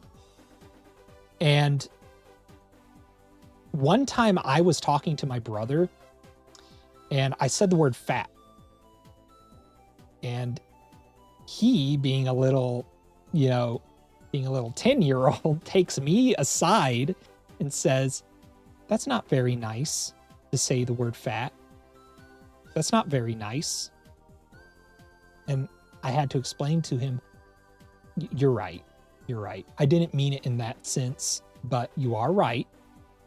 Context is important. Just so you know, I didn't mean fat as in to shame anyone's body. I meant, fat as in a large animal. Because we were talking about my cat. It's okay to body shame your pet. But he actually took me to the side and he was like, that's not very nice to say that. And I was like, you're right, it's not nice. Although in my mind, I was like, you little. I earned the right to say it. But no, he's a good kid. And a lot of kids are like that. A lot of kids are growing up like that, where they're like, we really shouldn't say that. We should really think about it. We should really think it through. And I do appreciate that, especially in a world right now where media is trying to tell them, actively tell them, don't be woke, don't be a snowflake, don't be this and that. And I am very thankful a lot of young people aren't buying into it. That decency has nothing to do with being an annoyance and quelching people's free speech. It has nothing to do with being decent. And that's something that I admire about younger generations. They know the difference between decency and just being a fucking annoying turd. And I think we're in good hands. I do. War is hell. I respect anyone who is willing to put their life and sanity on the line for the rest of us. Even if I don't agree with politicians who wage it, I never blame those who actually have to do it. You would not believe that, like, in my dad's last years of his life, he didn't, like, growing up, my dad was conservative. My dad was really conservative.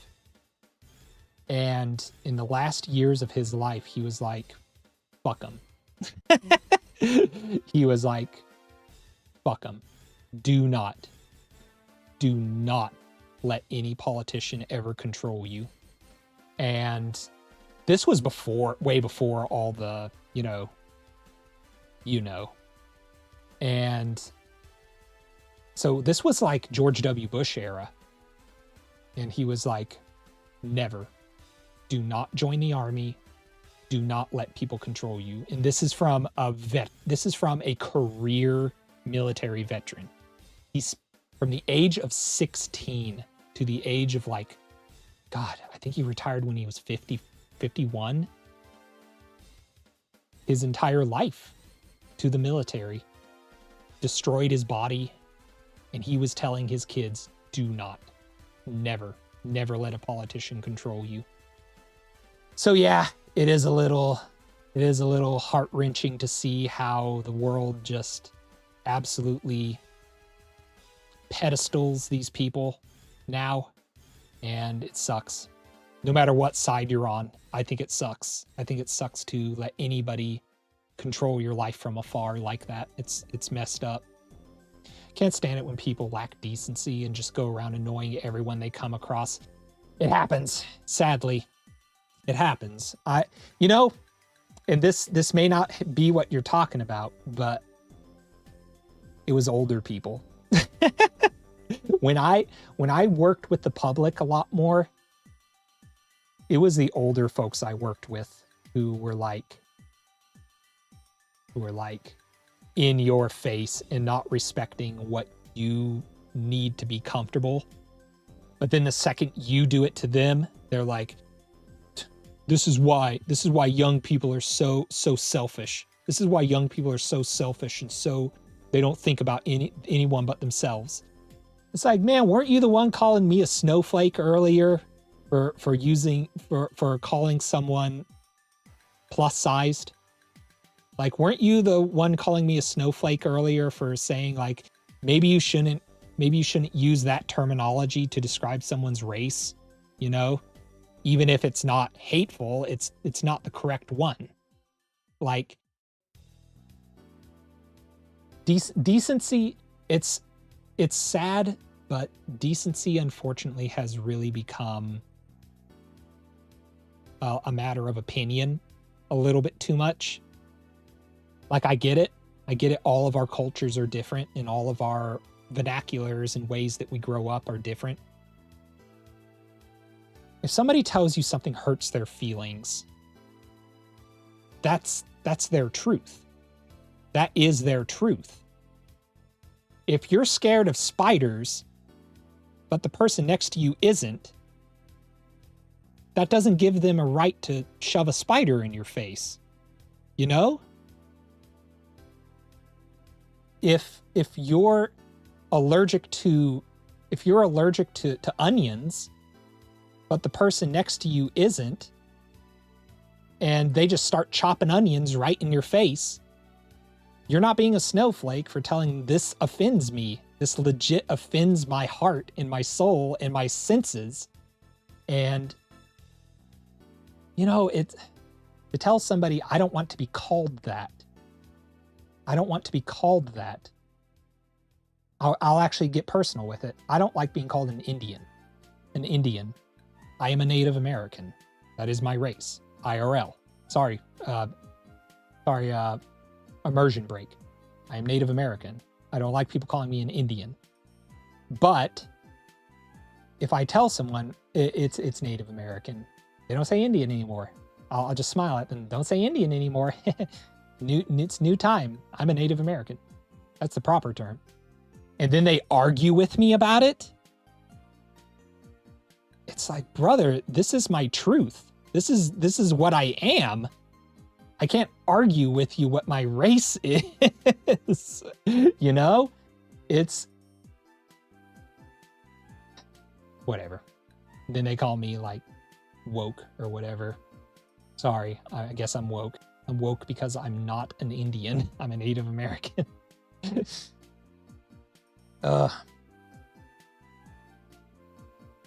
Can't stand blah, blah, blah, blah.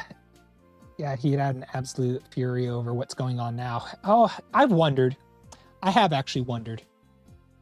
I know for a fact he would not like the current stuff. He would not.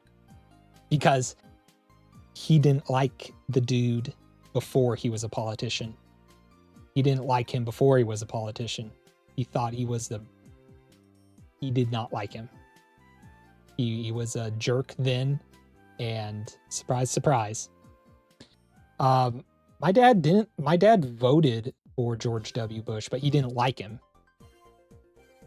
He didn't like George W. Bush, but he still voted for him because to my dad, being a Republican was about fiscal responsibility and taking care of the military.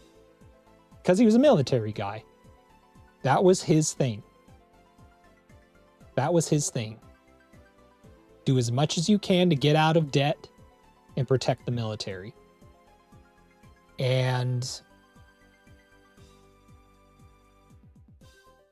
that just isn't what it is anymore. Maybe it never was. But understandable, especially Kerry had the Swift Boat Veterans Attack ad. Yep. He did not like John Kerry. He did not like John Kerry at all. Because he reminded him of a lot of people he served with, actually. A lot of rotten turncoats. But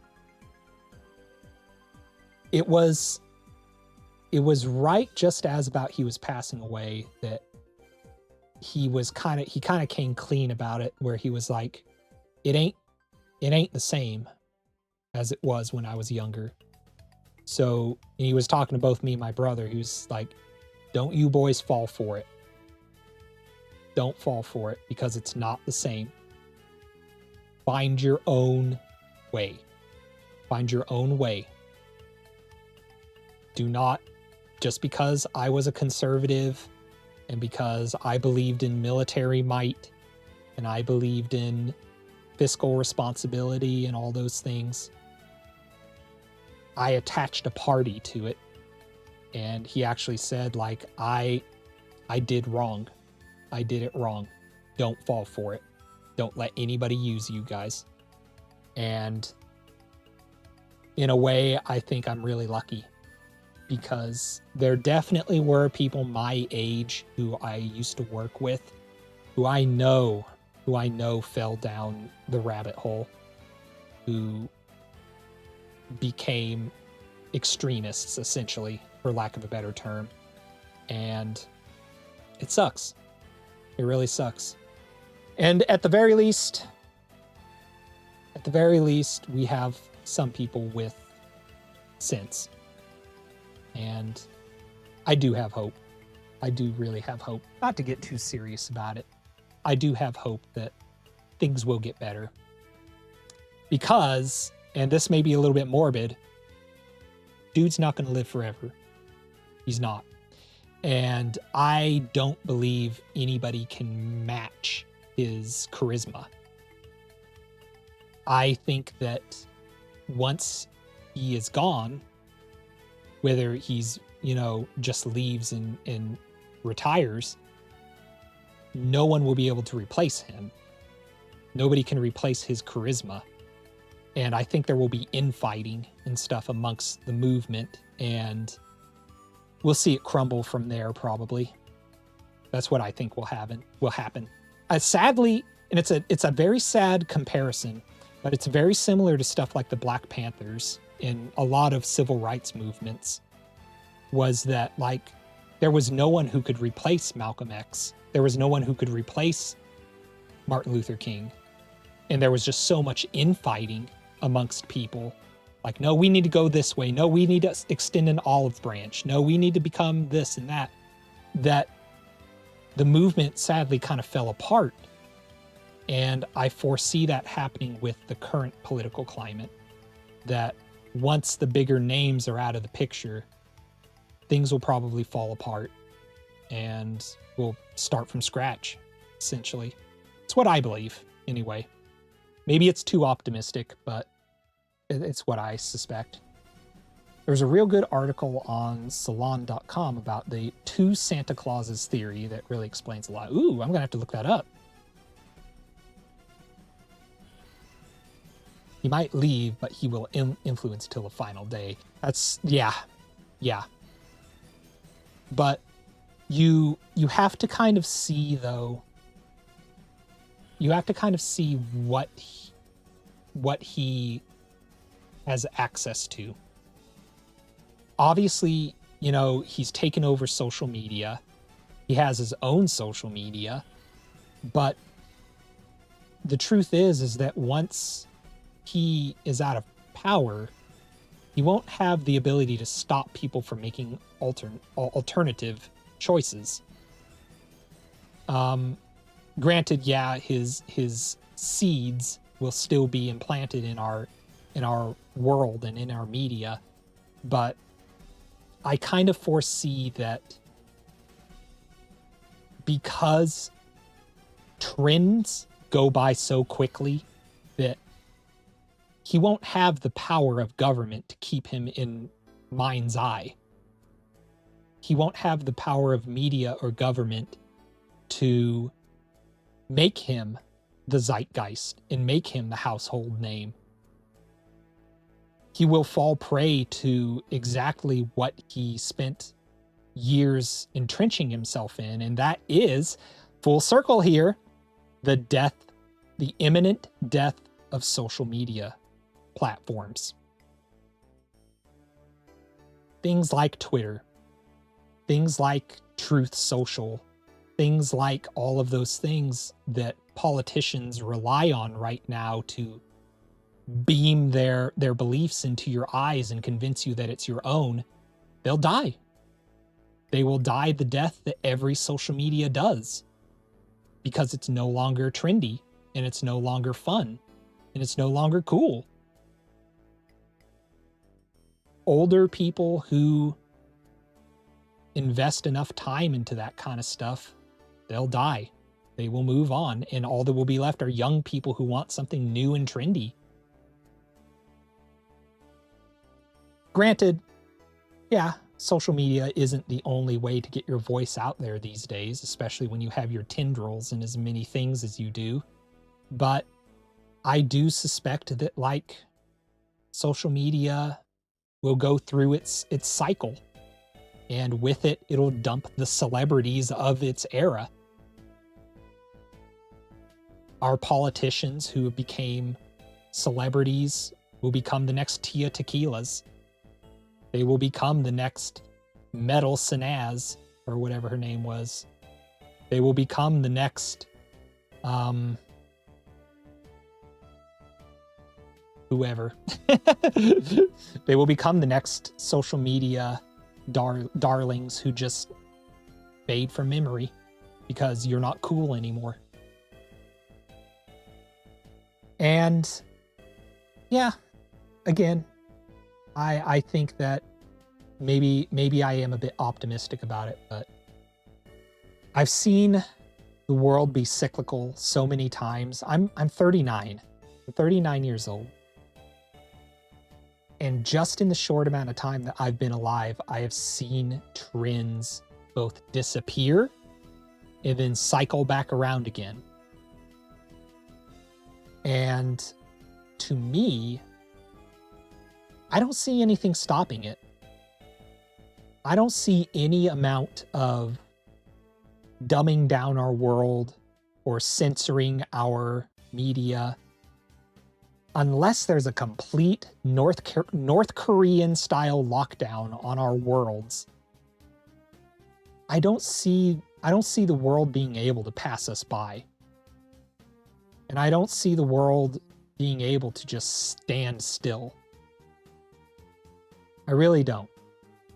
Because I have wanted the world to stand still so many times in my life. I have been the kid who loved Osherkey on MySpace and then saw Tumblr take over, and everybody wants to be Homestuck and all this stuff. And I was like, no, I liked what I liked. And the world passes you by, you know? I mean, glass houses here, but like VTubing will pass by. It will. I mean, I plan to ride it out. I plan to ride it out until the wheels fall off. I'm gonna head out now. Have fun, everyone. Okay, ProTag. I'm sorry if I got a little boring at the end here. I am heading off too. So go ahead, have fun. See you around, ProTag. Thank you so much for stopping by and keeping chat entertaining. Yeah. But that's just about all I got to say on the matter. I'm sorry if everything got a little bit too heavy at the end there.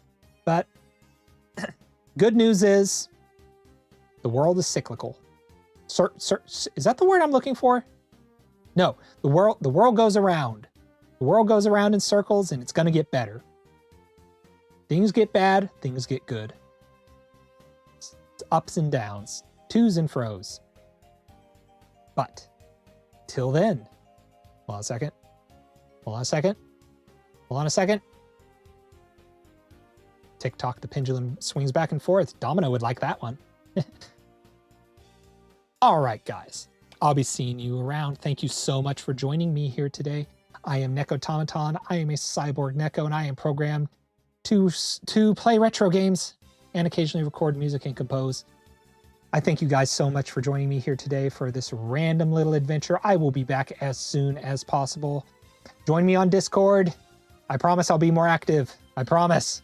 I promise. I promise. See you guys around. Bye-bye for now. Bye-bye. Bye-bye. Bye-bye. Bye-bye. Bye-bye.